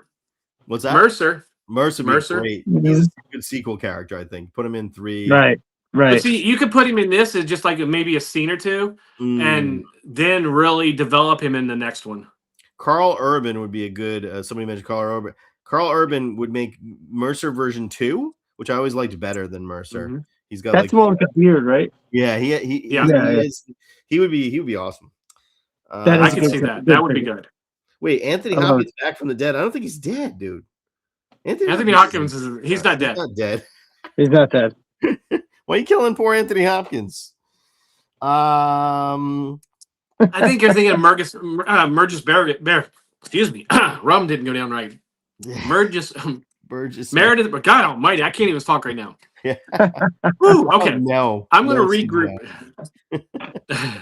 So you're saying Burgess Meredith? How about no CGI bullshit and right characters AI? How about actors? Yeah, that's my vote. I hate that shit. I would say okay. So the characters like Raptor though you could use or Big Boa. Somebody mentioned Big Boa here. Now Burgess Meredith. Big Boa, another guy. You're in Cobra Island. He's training, and then you walk in, you're invading Cobra Island, and Roadblock or Gung Ho or somebody has to kick his ass. Right. That's all you need him to do. He's basically like an Indiana Jones. He's the guy with the bald guy. Exactly. And you kick his ass, and that's it. Oh, right. They turn the corner, and they end up in the wrong room or something. Yeah. He's there, beating the crap out of a couple Cobra troopers, and they turn and see him, and get Roadblock or Gung Ho's like, I got this. And he gets or Flint, and it's a real fight. It's like he has very little chance, but he does it anyway. Right. I like that. Where Gung Ho, you're like, oh, he's gonna take him. Or Roadblock, you're like, he probably got this. But yeah, and that's how you use a lot of the guys. I don't think you don't need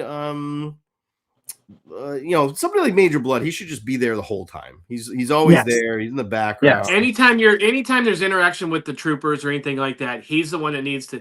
When you're trying to relay the message from the commander or from the upper echelon of Cobra to the troops, Major Blood is the connecting point. He's one of the very few Cobra commands that you see both in throne room and actually on the battlefield, right?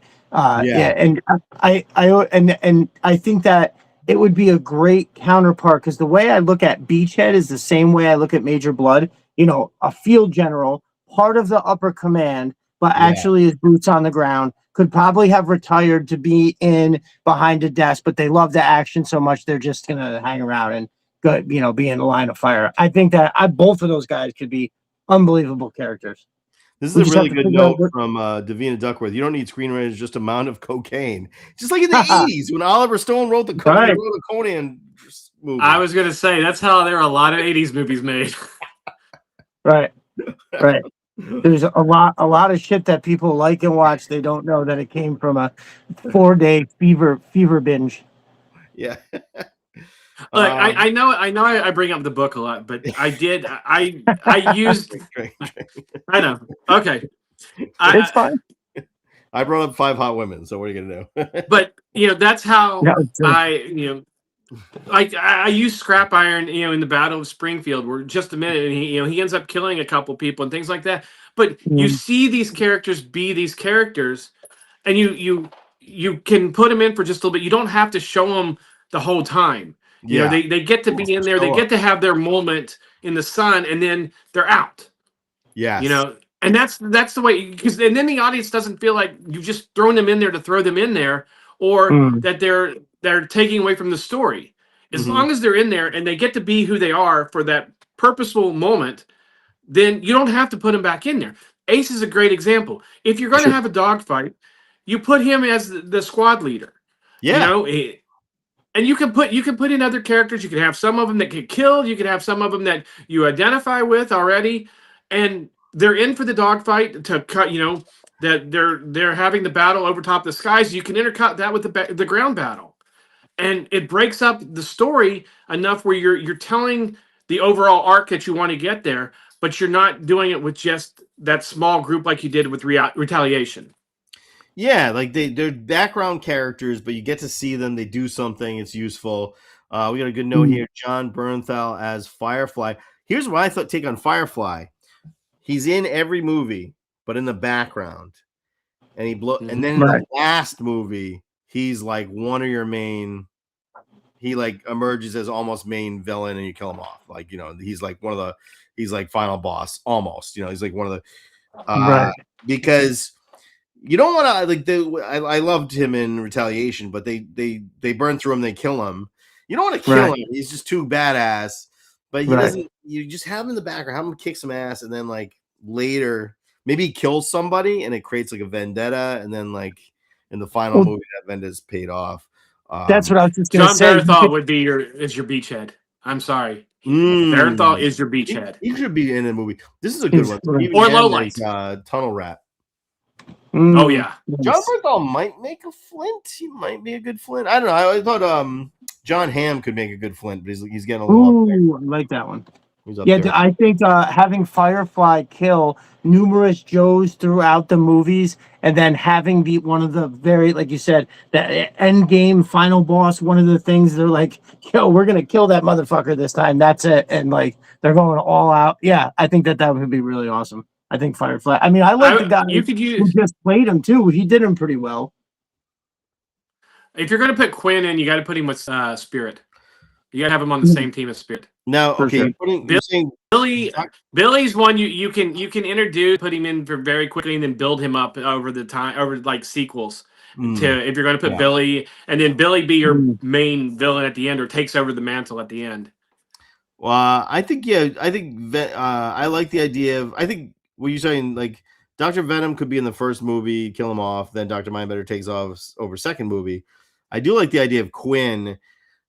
That could be a storyline that would be really interesting. When I was actually writing a G.I. Joe movie at one point, I had mapped out a trilogy, and I had, instead of like revealing the Snake Eyes origin story, I did have like you'd have these things where Snake Eyes is like interacting with Quinn, because Quinn actually, like when they're in their interactions, he did in the comic book take a lot of the burden of he gave you the character Snake Eyes doing all the talking for him, and then it was like they had this like weird friendship thing that kind of rivalry friendship that emerged, and then Quinn dies. I do like the idea of you introduce Billy in movie 1 or maybe movie 2, and then later on he's a teenager. Just like they did in the comic book, and he's a really interesting character. So, yeah, I think that's what I'm saying. Okay, Brandon says Firefly. Yeah, one scene in every movie where he blows shit up, and then in the last movie, he emerges and you take him out. That's what I'm saying. Yeah. Like I said, he's one of those characters you don't want to overuse, but you give them their just desserts in that scene, and then you take them out, and you've introduced them. Then you can bring them back in later on when you need to blow something else up, and then you can make it where he accidentally blows up a school or something. So now he's become the major bad guy that they have to go after. Yeah, or just somebody wants to kill him. Like Duke wants him dead. Like no matter, like, and that's it. That last, it's Duke versus Flint, or Duke versus Firefly, and he's done. And you could do some really interesting things with him. All right, well, we kind of covered a lot of things here. Borat as Crystal Ball. What's that? Sacha Baron Cohen as Crystal Ball. Amazing. That actually is really good. That is incredible. Borat as Crystal Ball.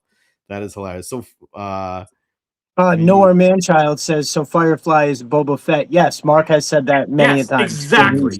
He's correct. Except he doesn't die like a bitch, and it's like Boba Fett dies. And but he actually is a badass throughout, and then he dies, and it's a hard kill, and it's badass. That would be cool. You don't want him dying. Any of these characters that wear masks, if you want to put somebody in there that's going to be a notable actor, they want to show their face. Their agents will make them have their face shown. So if you use Firefly, you can, in the first movie or two, you'd never show his face. Midway through the third one is where you see his face. Maybe he gets captured, or maybe he gets put in prison and they unmask him. And then after that, you leave his mask off, and he becomes the major antagonist.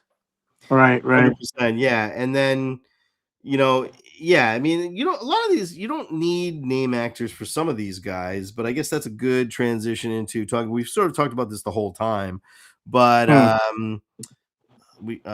feel like we could talk about this for like 7 hours. Honestly, I feel like this might be we need a part 1 and part 2, but let's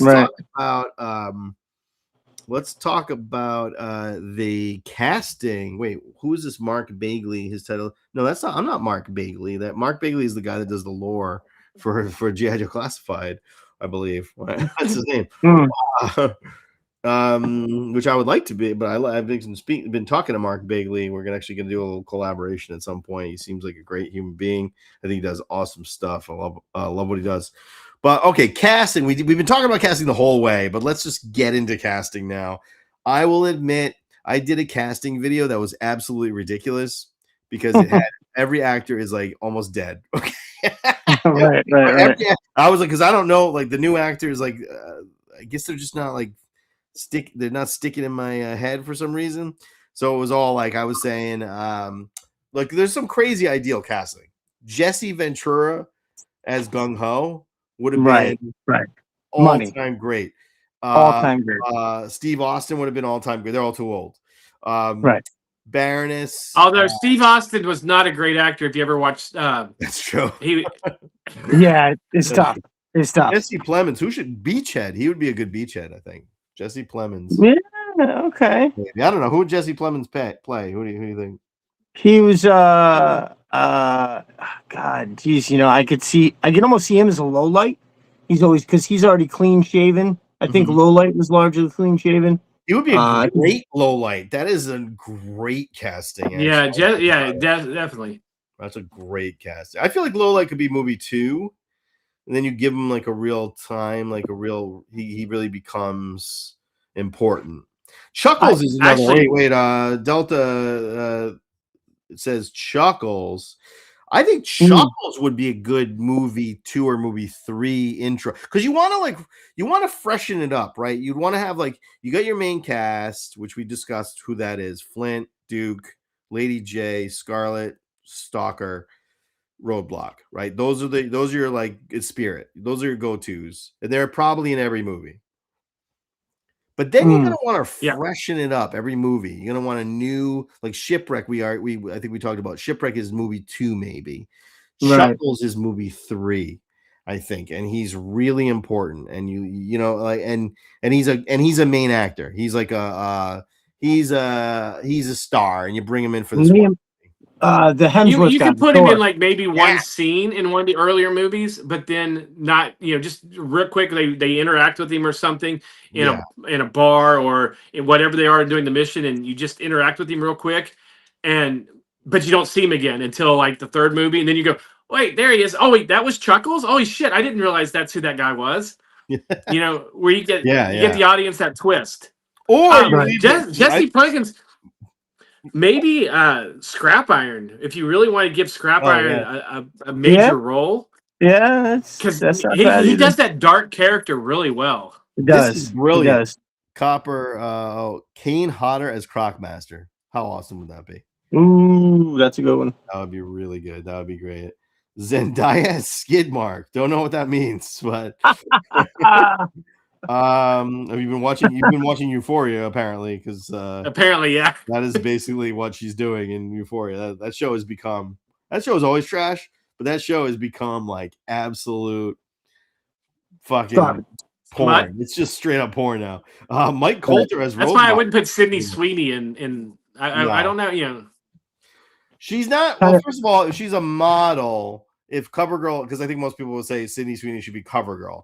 CoverGirl's a model. She should be slender, right? Tall, not so voluptuous model, not booby, not as booby. Correct. Alan Richardson. I thought Alan Richardson as Duke. A lot of people say this. I think he's too big. He's too big. Mercer. I agree. Way too big. Put him as Mercer. If you have Alan, that would be great. If you, I think he should be in the movie. If you have Alan Richardson as Duke, now Roadblock looks small. Now Gung Ho, who's Gung Ho?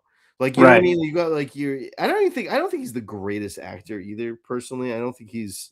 I think he's good as Reacher. He's decent. I mean, he's good. He doesn't strike me as a leader though. He could pass his Gung Ho. No, he's not a leader. I could see him as Gung Ho, maybe. Gung Ho though. I still want that Cajun accent. You know, you need a wrestler for Gung Ho. Get a. I want somebody that looks like a wrestler. Looks that part that Terry Crews Roadblock. Terry Crews is Roadblock. Terry Crews is Roadblock. I thought about that at one point. He's definitely getting up there, but he would have been the perfect Roadblock. I think. Yeah. Right. A decade ago, Terry Crews would have been Roadblock. Or there's a lot of guys that can play Roadblock. What's his name? From the Green Mile would have been a good Roadblock. Oh, Michael Clark Duncan. Yeah, that would have been great because he's absurd. Yes, this is the that is a Glenn Powell. That's my choice. Wait, how does it feel to be so wrong? What are we wrong about? Which one? What are we wrong about? Which one? What are we wrong? Tell me. Alan Richardson. So a lot of people think Alan Richardson is Duke. I get he's a good actor. He's okay. He's huge. He does have the Duke like look. I think he's too big. That's just my my personal take.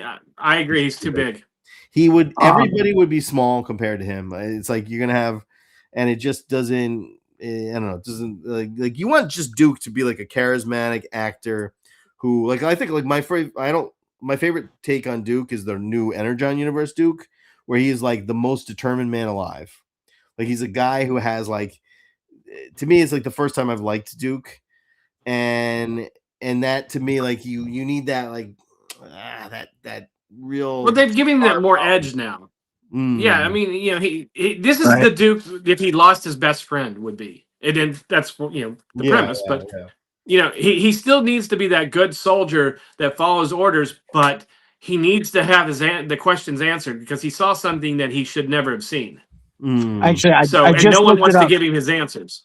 The guy I was talking about earlier to play Duke from the Stranger Things, and he actually just, if you're watching The Boys, the guy who plays Bomb Strike, he just showed up in his last, I think it's his first appearance, his last episode. Mason Dye is his name.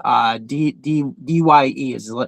He's got this all-American look for sure, but also has this look in his eye that represents like what you're talking about, Mark, how this determination that like I'm bleeding red, white, and blue to the psycho degree, right? Like I'm crazy over this. And if you see that kid's face, I think it's good. He is a pretty good actor. I think he did. He's good. He was in Supernatural too. Okay. You can't have, but I don't know if he has a big enough name. Everybody.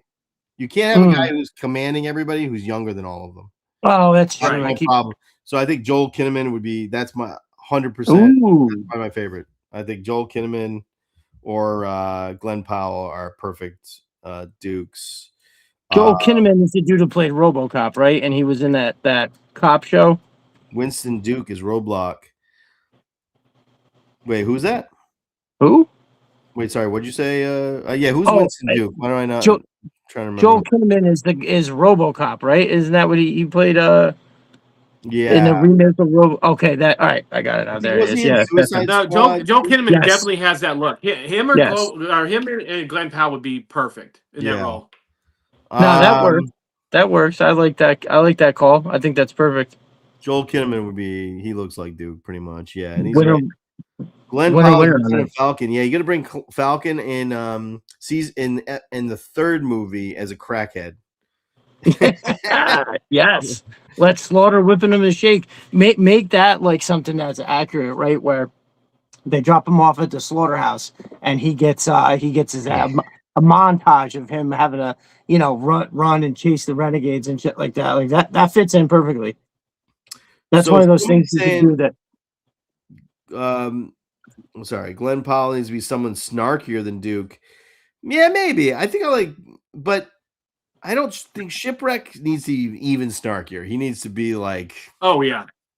Yeah. I don't even know who would play him, but somebody really, really kind of nasty.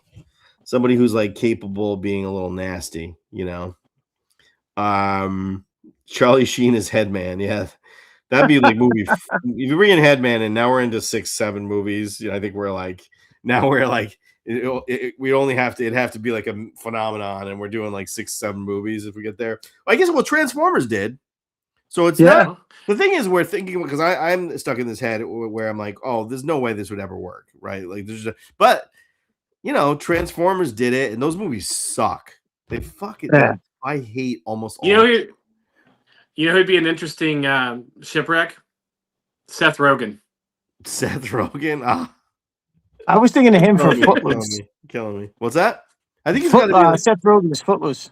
Oh, you know what would be good is Carl Urban. Oh, yeah. For Shipwreck? Yeah. I can see that. He's got that, actually worthy kind of. That works. He's good looking, but he's like kind of nasty. I feel like there's a lot of actors that would do a good job, but I can't think of any of them because what's that? I was saying I have a weird, obscure one. I don't know.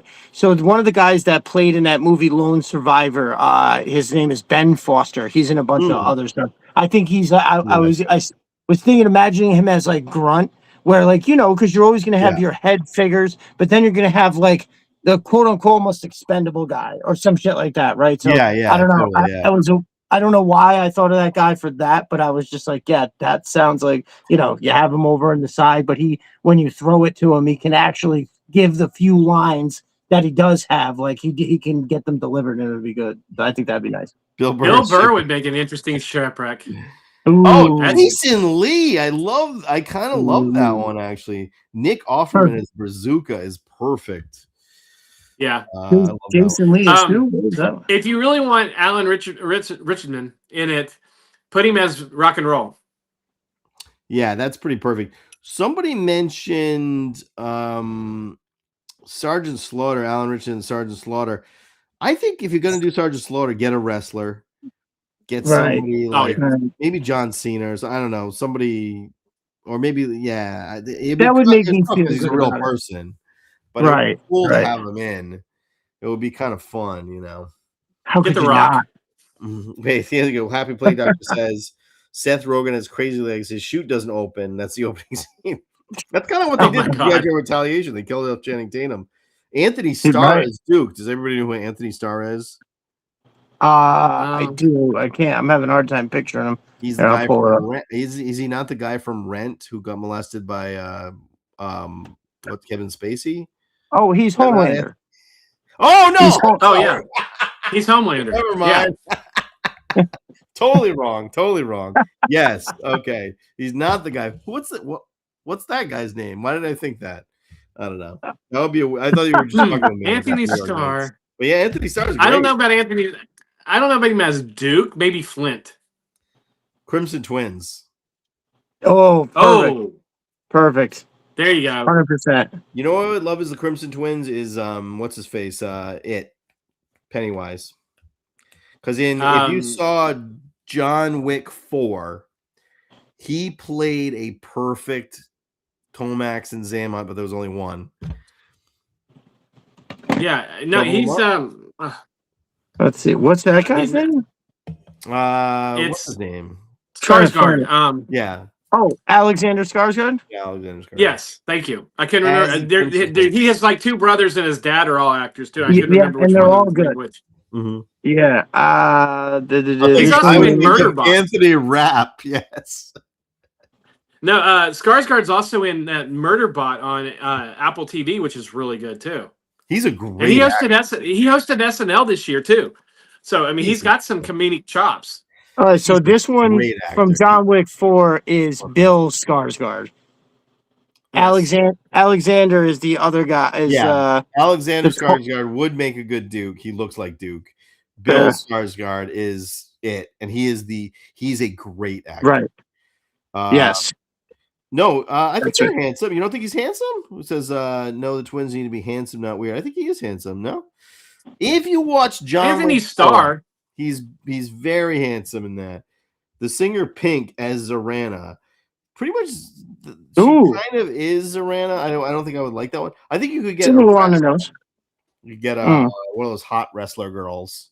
Actually, you could find there's a great. I bet you. Oh, even like actually, I think Samara Weaving would make a great Zorana. Give her something fun to do rather than Scarlet. Oh, I think she was great as Scarlet. And wait, that was in the Snake Eyes movie. You said she was Scarlet. Yeah, I actually love. I mean, there's so many choices that you could have. Maybe Zoe Kravitz says Lady J. If you want to switch it up a little. No, I think she's really good in the studio.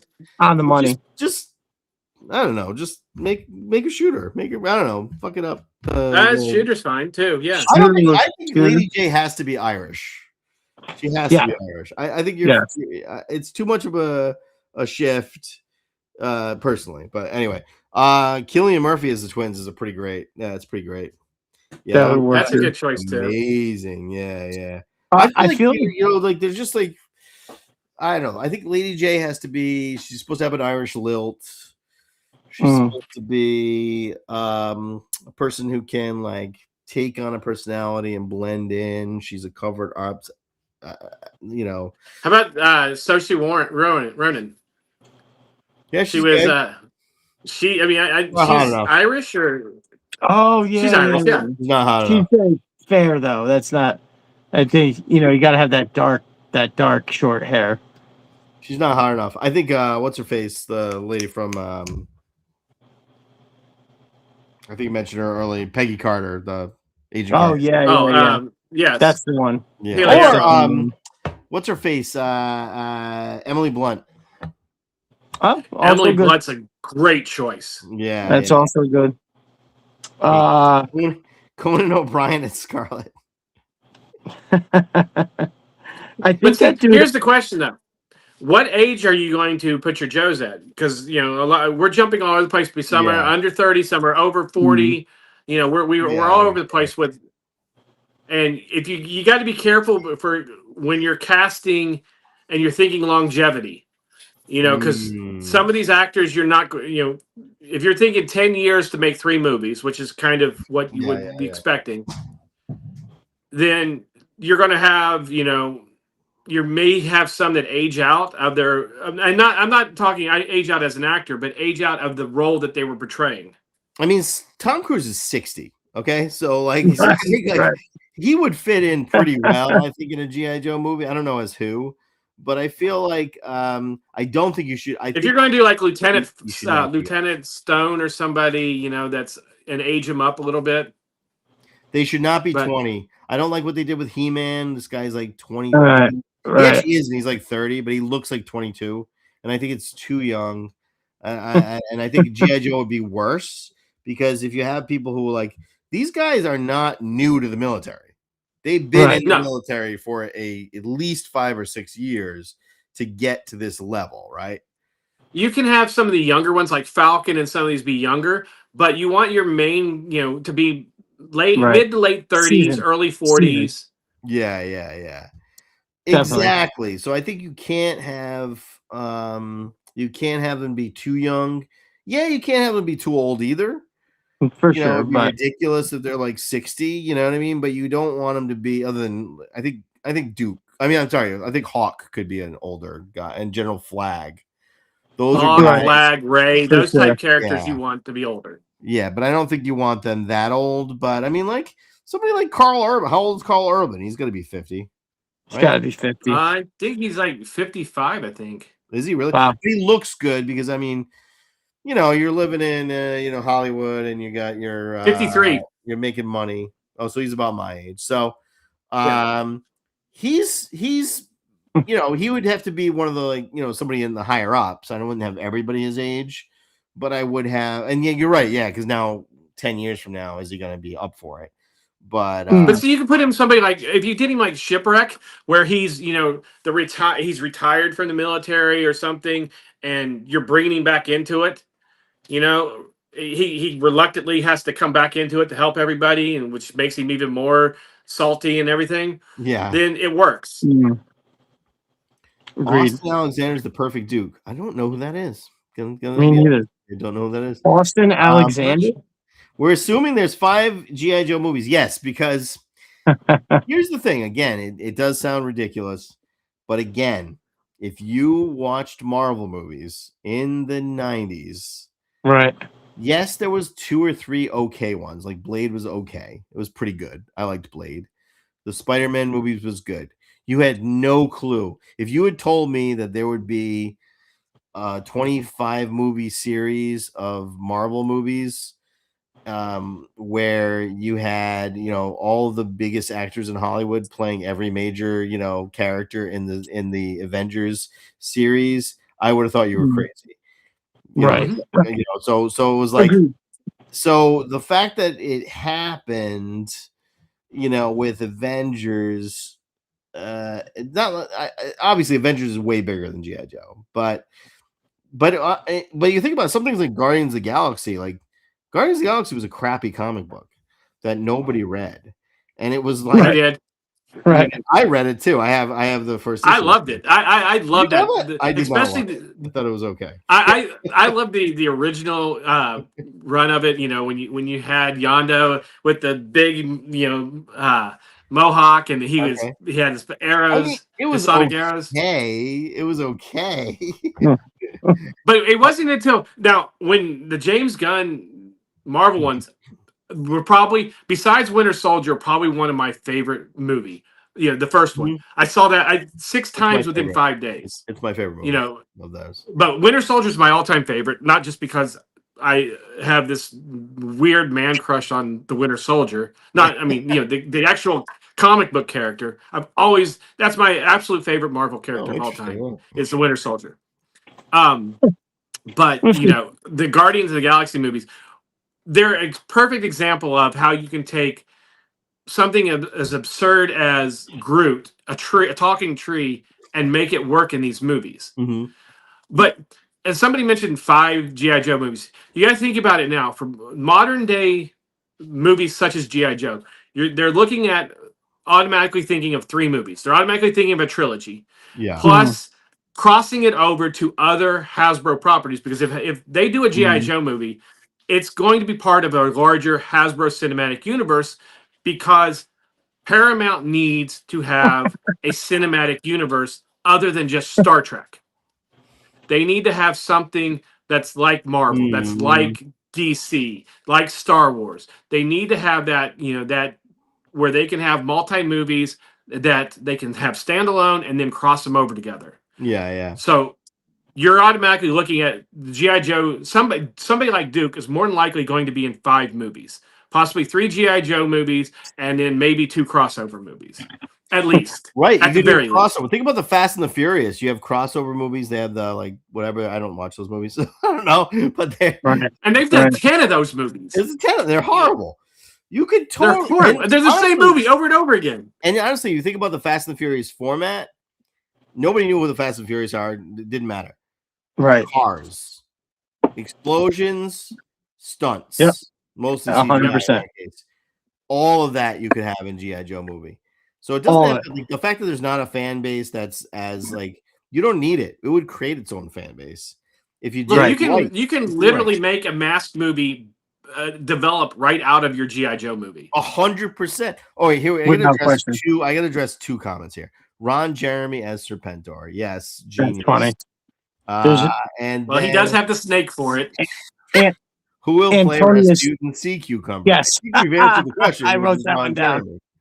I wrote that down. I was going to say that. That's hilarious. That, you know. Oh, okay. Guardians of the film they made, Marvel believe they could make anything then tank their own brand. Eternals is a horrific movie. I think the problem though is like if you bring in a good guy, like the fact is like the Guardians of the Galaxy is good because James Gunn. Like it was an okay comic, but James Gunn gave it the flavor that turned it into a GI and turned it into something interesting. I think what's that? Without a doubt. Yeah. So I think you just need a good person who loves it. And the reality is a lot of directors right now, if you're a director in Hollywood and you're directing like $100 million movies, the chances you played with G.I. Joe, 99% chance. Correct? Yeah. Now you think about it. Who directs movies? 40s, 50s, 60s. Mostly men. And then that's just again they've made some inroads in making and giving more female directors, which I think is great. And there, but it's still only like 10. I think last time I looked, it was like 10-15%. Maybe not even that high. Any director, male or female, that is in their 40s and 50s now, grew up with Hasbro toys. You know, My Little Pony, Gem, G.I. Joe, Star Wars. They grew up with Saturday morning cartoons. So they grew up under the same umbrella that we're talking here. So yeah, they're going to have a familiarity with the franchise. Right. So probably, I mean, like even people who've forgotten about it, chances are you grew up in the 80s, 90s, you loved G.I. Joe at some point in your life. Right. Norman Reedus is not a bad option for Zartan. That is not a bad option. That is a really good, because he's a biker at heart. Alice Cooper is Zartan. Well, I thought he's been Zartan for a long time. Yeah. I thought Oscar Isaac might be able to play a good Zartan. Shit, you blew my mind, Benjamin. Is that where they got the fucking makeup for Zartan's face? Possibly. Maybe. Mind blowing. It's hard to say there's not an influence there. That is amazing. Because Cooper's been wearing that since the 70s. I mean, I know he didn't start out with the makeup, but he did wear it in the 70s and 80s. It has to, because you were referencing everything. Which story would you follow, the comic or the cartoon? Well, you know my answer, so I'm not even going to bother saying. What would you? Right. I would have nods to both, but I would tell an original story. What about you, Mike?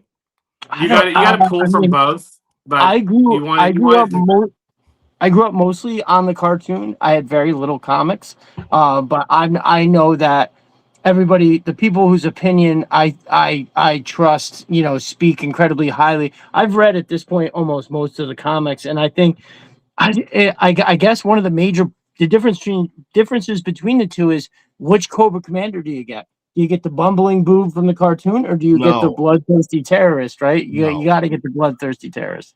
I think that's why you got a nod to the comic book. You can't go, and I even like when they do the He-Man, they're not going to do They're not going to do Skeletor from the cartoon. He's an idiot. Right. He's not threatening. Now, what are you afraid of if you have Skeletor from the cartoon? You can't do Skeletor you can't do Cobra Commander from the cartoon. He's got to be the comic book. Maybe you do the comic book. He's fucking terrifying. Like you are. He's terrible. He's basically the Joker. He's almost like the Joker in the Energon verse. He's almost the best villain. Honestly, he's almost the best villain of all time. Like the Energon universe, Cobra Commander is tied with Darth Vader for me. Is one of the best villains of all time. Where I would definitely.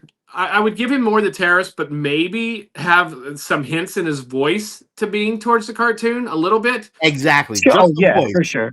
for sure. He's 100%. never a wuss. He's never retreating, but he has the voice of the original, just a hint of it. He's got that voice. Michael Foley says Helix. Yeah, I think Helix is a third, fourth movie, maybe fifth movie. And then she gets her own movie. Totally. She gets her own movie because that shit would kill. See, going back to Cobra Commander, and I know it's going to, I'm talking about the book again. I originally had written him. Well, no, because it's prudent to this because I originally had written him where I put the S's. I every time he spoke, one of his words in it would have extra S's when I wrote it. Then I went back and I went, that's too much. It's too on the nose. Too much, yeah. So I would put that he hisses it. Instead of saying he said this, I'd say he hisses or something like that. So it gives that adjective of what, for us that grew up with the cartoons, know that, it's that Cobra Commander voice from the cartoon, but it gives you that ambiguousness enough that, okay, he's spitting out his words, like with venom and things like that. And that's what he needs to be. He needs to be but you got to take the bumblingness out of it completely. It's same thing with Megatron, same thing with Skeletor, everything like that. You cannot have them set up to fail immediately. They have to be able to succeed, or they're not good villains. Right. And that's the opposite of like in a cartoon. You wanted the villains to feel not that threatening because you're trying to make something that doesn't scare children. But in any other media, you want the villain to be more impressive than the hero. Or what are they even fighting against? So you can't. It just doesn't work. And in almost every version of Cobra Commander, other than the cartoon, he is really scary. And he is like really Carlos mentions Resolute Cobra Commander. Yeah, that's good. Yeah. He's in the Energon, and somebody said something about Renegades too. Wait, I'm sorry if I missed it. Renegades, he was pretty terrifying too. Oh yeah, okay. This is the Copper Owl. Renegades, absolutely terrifying. Resolute, terrifying. Oh, by the way, casting. Here's my Tom Hardy as Destro. Okay. Yeah. Cobra Commander, I would not get anybody, but maybe like I just lost his first name, Jones. He does a lot of alien work where he was in Pan's Labyrinth as the creature. Right. Okay, yeah. You get somebody that you don't need to show their face, that has great movement and great body language. And then you get somebody else to do the voiceover work. Even maybe like get Mark Hamill to do the voice of Cobra Commander, because he can do that real hissy Mark voice. Hamill is the best. But so that way you never have to show Cobra Commander's face. Yeah. Mark Hamill is, I think he might be the greatest voice actor. He's maybe Peter Cullen plays himself. Mark Hamill plays everybody, man. He does. Right. It's unbelievable. He's such a great voice actor. Doug Jones. Yeah, right, that's it. Yeah. Doug Jones. Thank you. I couldn't remember his first name. That's a good call. Most people don't know that about Mark Hamill. If you pull that shit up and just go to Google and look at what he's done, and you'll be blown the fuck away. I was watching Invincible, and he was like a character. I was like, "Who's this character?" And like, I was like, "That's Mark Hamill." Why? I'm like, why'd you get? I was like, but he's so good at it. No, Destro. Okay, I don't want if you got Tom Hardy. I just say Tom Hardy because he's from around that part of the world. He's buff, and I love him. He's one of my favorite actors. I think it fits. But Sean Connery would have been the perfect back in the day. Would have been the perfect Destro. That is actually what Larry Hama said. He imagined Destro sounding like. And when he's writing Destro, he imagined Sean Connery's voice. Destro's the blackest Scottish Slayer. Yeah, there's not a lot of black folk in Scotland. That might be the one character I'd be like, almost okay with a race swap, because I'm like, I don't really care. I know but he is kind of black. In the cartoon, he's black, basically. I know he's not buff, but how about David Tennant as Destro? He's Scottish. He's too wimpy. But Fassbender. How about Ewan McGregor?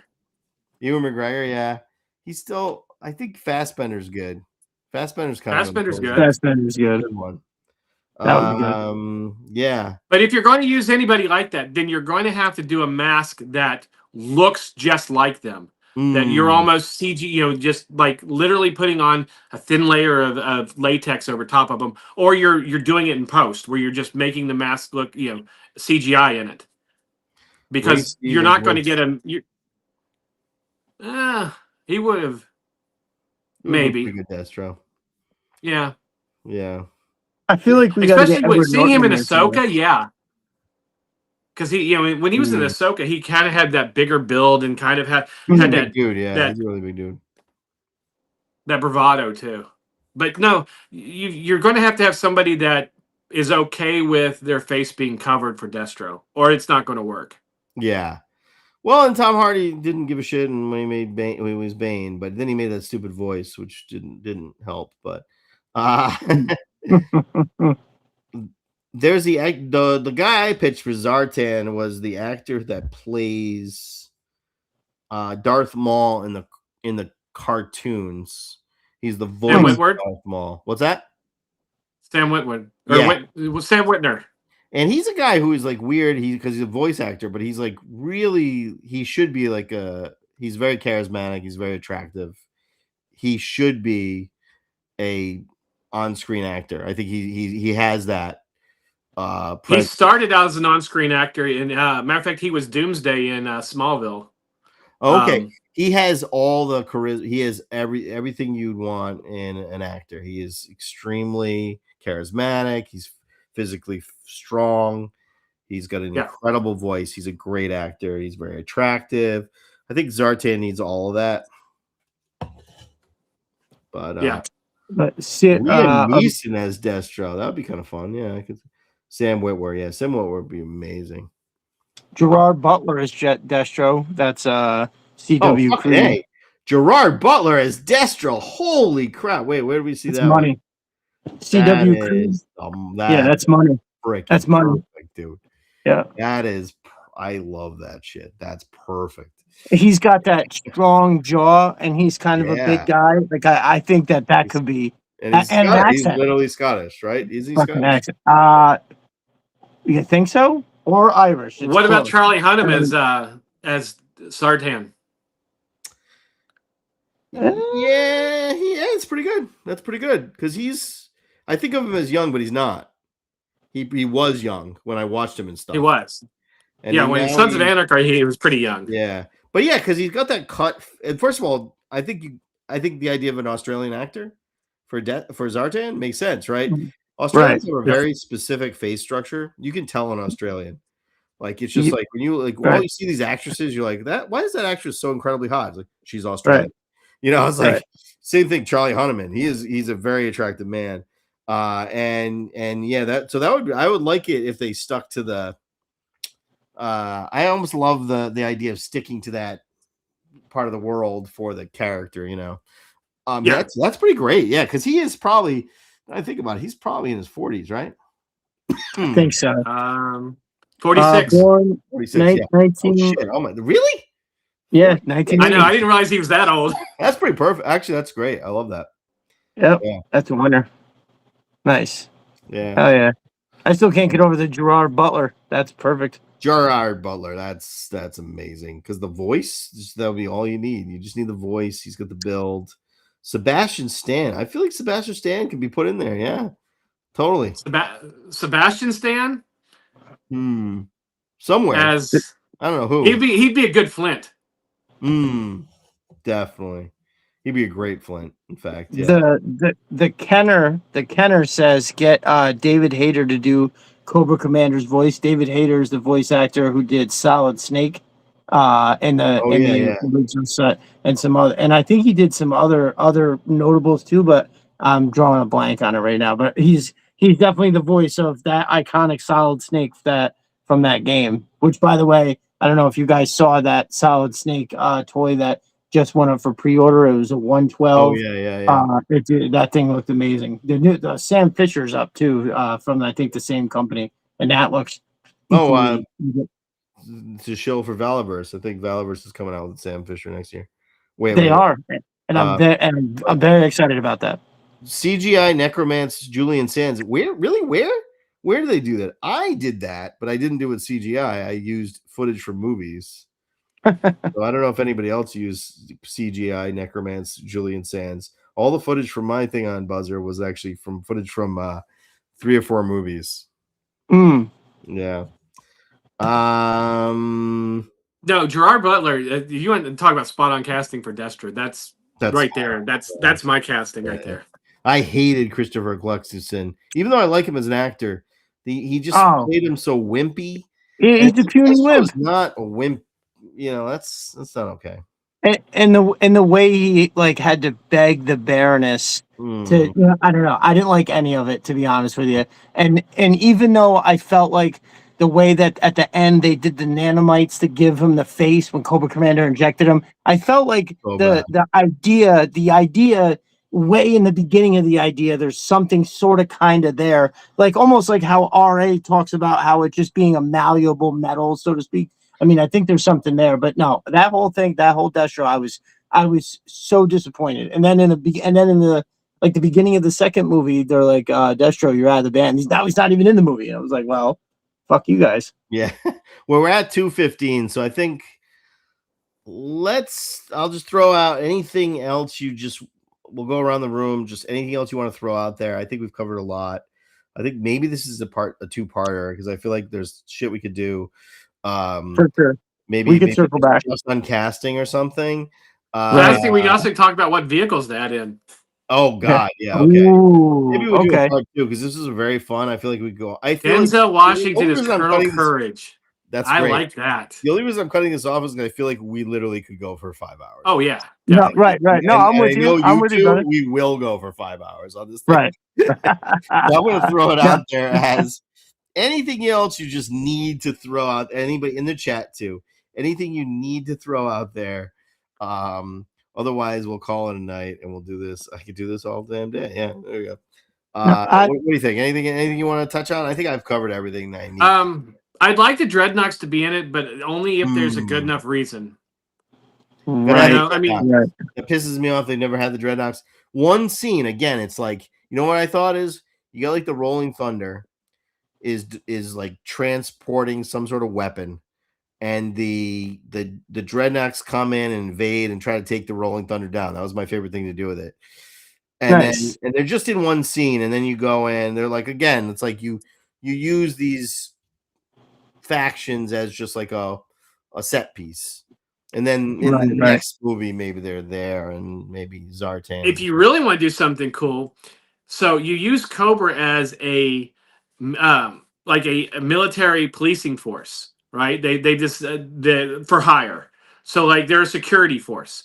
You use and Cobra Commander hires the Dreadnoks to cause civil unrest, so they have to go in there and police the city and take over and declare martial law on like something on Springfield, where they take over the city, and they're really just battling each other. And they're using the Dreadnoks to cause the civil unrest, where Cobra can go in and establish themselves. And they do it in different cities throughout the country. So now that they have themselves established, where now you could easily take over the country. You set them out, kind of like what Emperor Palpatine did with the clones. He used the Separatists to cause a civil war, and then he had his clones where he wanted them to be when he wanted to finally take over the galaxy. And you could do the same thing.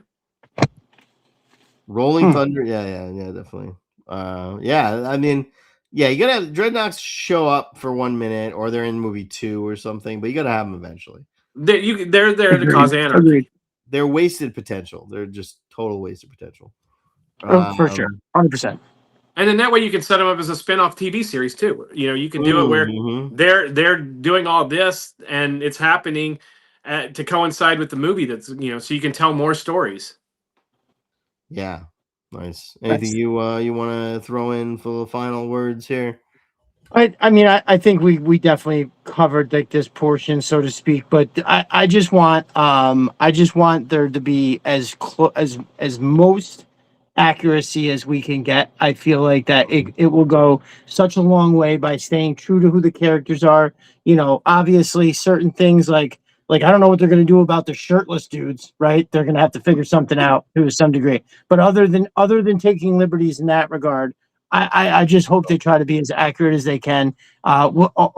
Specifically with the Destro mask, I hope that they come across and use something like we talked about with RA. But I don't know, that to me almost seems like whatever they decide to do for a plot, I could almost look past if it's true representation of the characters, and and whether it's comic book or cartoon, whatever they stick to there in that regard. But I just want them to look as close as they can. That's the biggest thing to me. And I'm not. Yeah, I agree with you. I'm not to the point where you remember people were complaining about the stripes on Spider-Man suit and shit. Right. Those Come people, on, no, you're like that's ridiculous. But it they don't have fun with anything. People who complain about shit like Yeah. that don't have fun with anything. But If you're just going to tell the same story over again that's already been put in some other media, there's no point in telling the story. It's like if you everybody wants Planet Hulk to be one of the next Marvel movies, or or War Hulk, and they want it to be exactly the way it was in the comic. Then there's no reason doing it. Yeah. You can do nods to it or take reference, use it as reference material, but you don't want to tell the same story that's already out there. You want to make it your own. Yeah. And tell something new, or there's no point in doing it.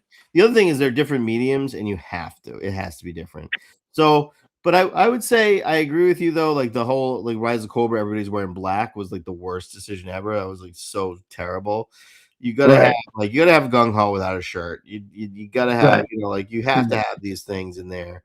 Well, and you can do it. You can do it as I know I again to the book, but I have Flint when as soon as he's in charge, and Duke's out, Duke's injured or something. I'm not going to give it away, but he's like, no, we're going into battle right now. We can't wear our flamboyant, costumes that everybody will see us in. We're going into a battle. Wear a muted color of it. I get we have individuality in GI Joe, but at least wear a camouflage version of your of your uniform. Well, that's fine too. Like they did. You can have somebody do that as just kind of a nod of, hey, we get to the audience as, hey, we get to the absurdity that Gung Ho is wearing aquamarine and he's shirtless, and and Mindbender is in suspenders, but we understand that, but there's a reason, and we're in on the joke with you. And you can do it subtly. Yeah. Right. I feel like Gung Ho can have his outfit, but it can't be aquamarine. I think that's like compromise. It's just like Classified did a lot of things. They muted the colors. It works fine. It still gives you the note. That's we just wanted somewhere close. But Melted Copper mentions next day, Monday, is the estrogen extravaganza. Yes, we're having a woman on. Very rare. Anchor Viper will be on, and we were talking about the horniest G.I. Joe moments, which is something we've been trying to do for a very long time. So show up next Monday. My God, the cartoon is just full of it. It's the horniest cartoon of all time. Without a doubt. It really is. That's actually a really funny thing about, because I'm trying to think of comparison. What is almost even close to as horny as the G.I. Joe cartoon, and there's nothing. No, I think the only thing that even is on the far edge of the radar is, and maybe I'm misremembering, were the Turtles horny for April O'Neil? Was there anything there? Yeah, but then that's it, right? There's nothing else across all cartoons. I mean, outside of heavy metal and some, outside of heavy metal and some of those darker, Saturday night cartoons that heavy metal sometimes it's different, but for the mainstream 3 in the afternoon on a weekday cartoon, G.I. Joe was without a doubt.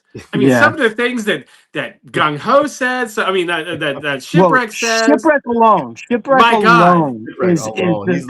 Holy hell. Yeah. And the costumes that they would put the Baroness in, or Centurion's Ace is horny. Is that true?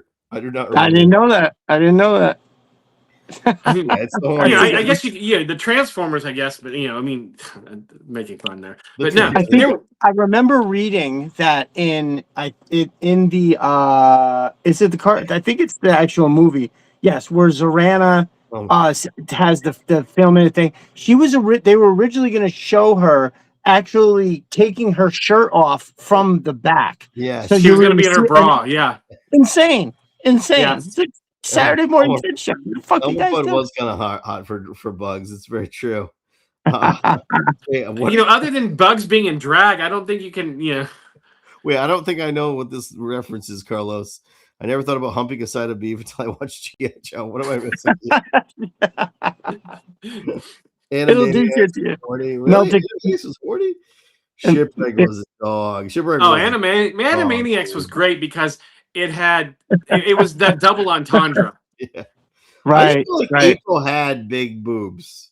She did. Her I boobs think, were right? out. I feel like they were like They were, and she had it Yeah. unzipped right down to the middle, Yeah. right to the cleavage. Yeah, they try. It's almost like they watched G.I. Joe and went, "We need to give a little bit of this here." Yeah. Right. It's very. Other than that, all the other ones. He-Man is the most sexless thing you'll ever see in your life.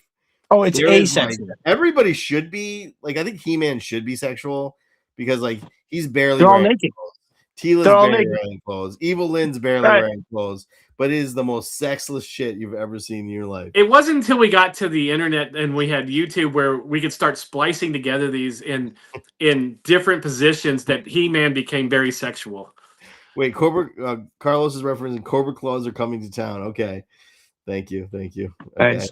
My brother Pop Cole Frenzy says Pepe Le Pew was literally a stalker. That's true. Wait, here's a good one. Will R. That is good. Who didn't want Bugs when he was drag? It's true. He was kind of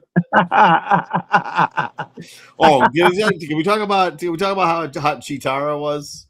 I don't care if she's a cat lady. Which one was she? Oh, yeah.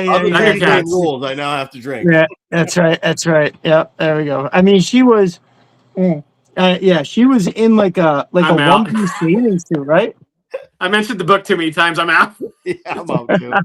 I've been out for like an hour. That's fun. Fun. All right. Well, next week we should be lots of drinking because right. The whole thing will be a Mark references how hot G.I. Joe characters are. So tune in for that. Thank you all. A lot of Baroness for showing up. Thank you for all in the chat. Thank you guys for. I think we do need to do a part 2 of this. Maybe just on casting. Agreed. Yeah, let's do it. Yeah. All right. And vehicles. Vehicles. I think that was pretty cool too. Pretty good idea. Yeah, I love it. Let's do it. All right. Let's call it a night. Bye. See you guys. Thanks for coming, bye, guys. See y'all. Later, Lola Bunny. Oh, don't even get me started talking about Lola Bunny. Nice. That's a good one. Yeah, naked cat. This is a good point here. Chitara was naked in the first episode. They're all naked in the first episode. Whatever. All right. That's enough. That's the way to end it. Yeah, gonna take a cold shower. I agree. End it on a high note. Nice. That was tough.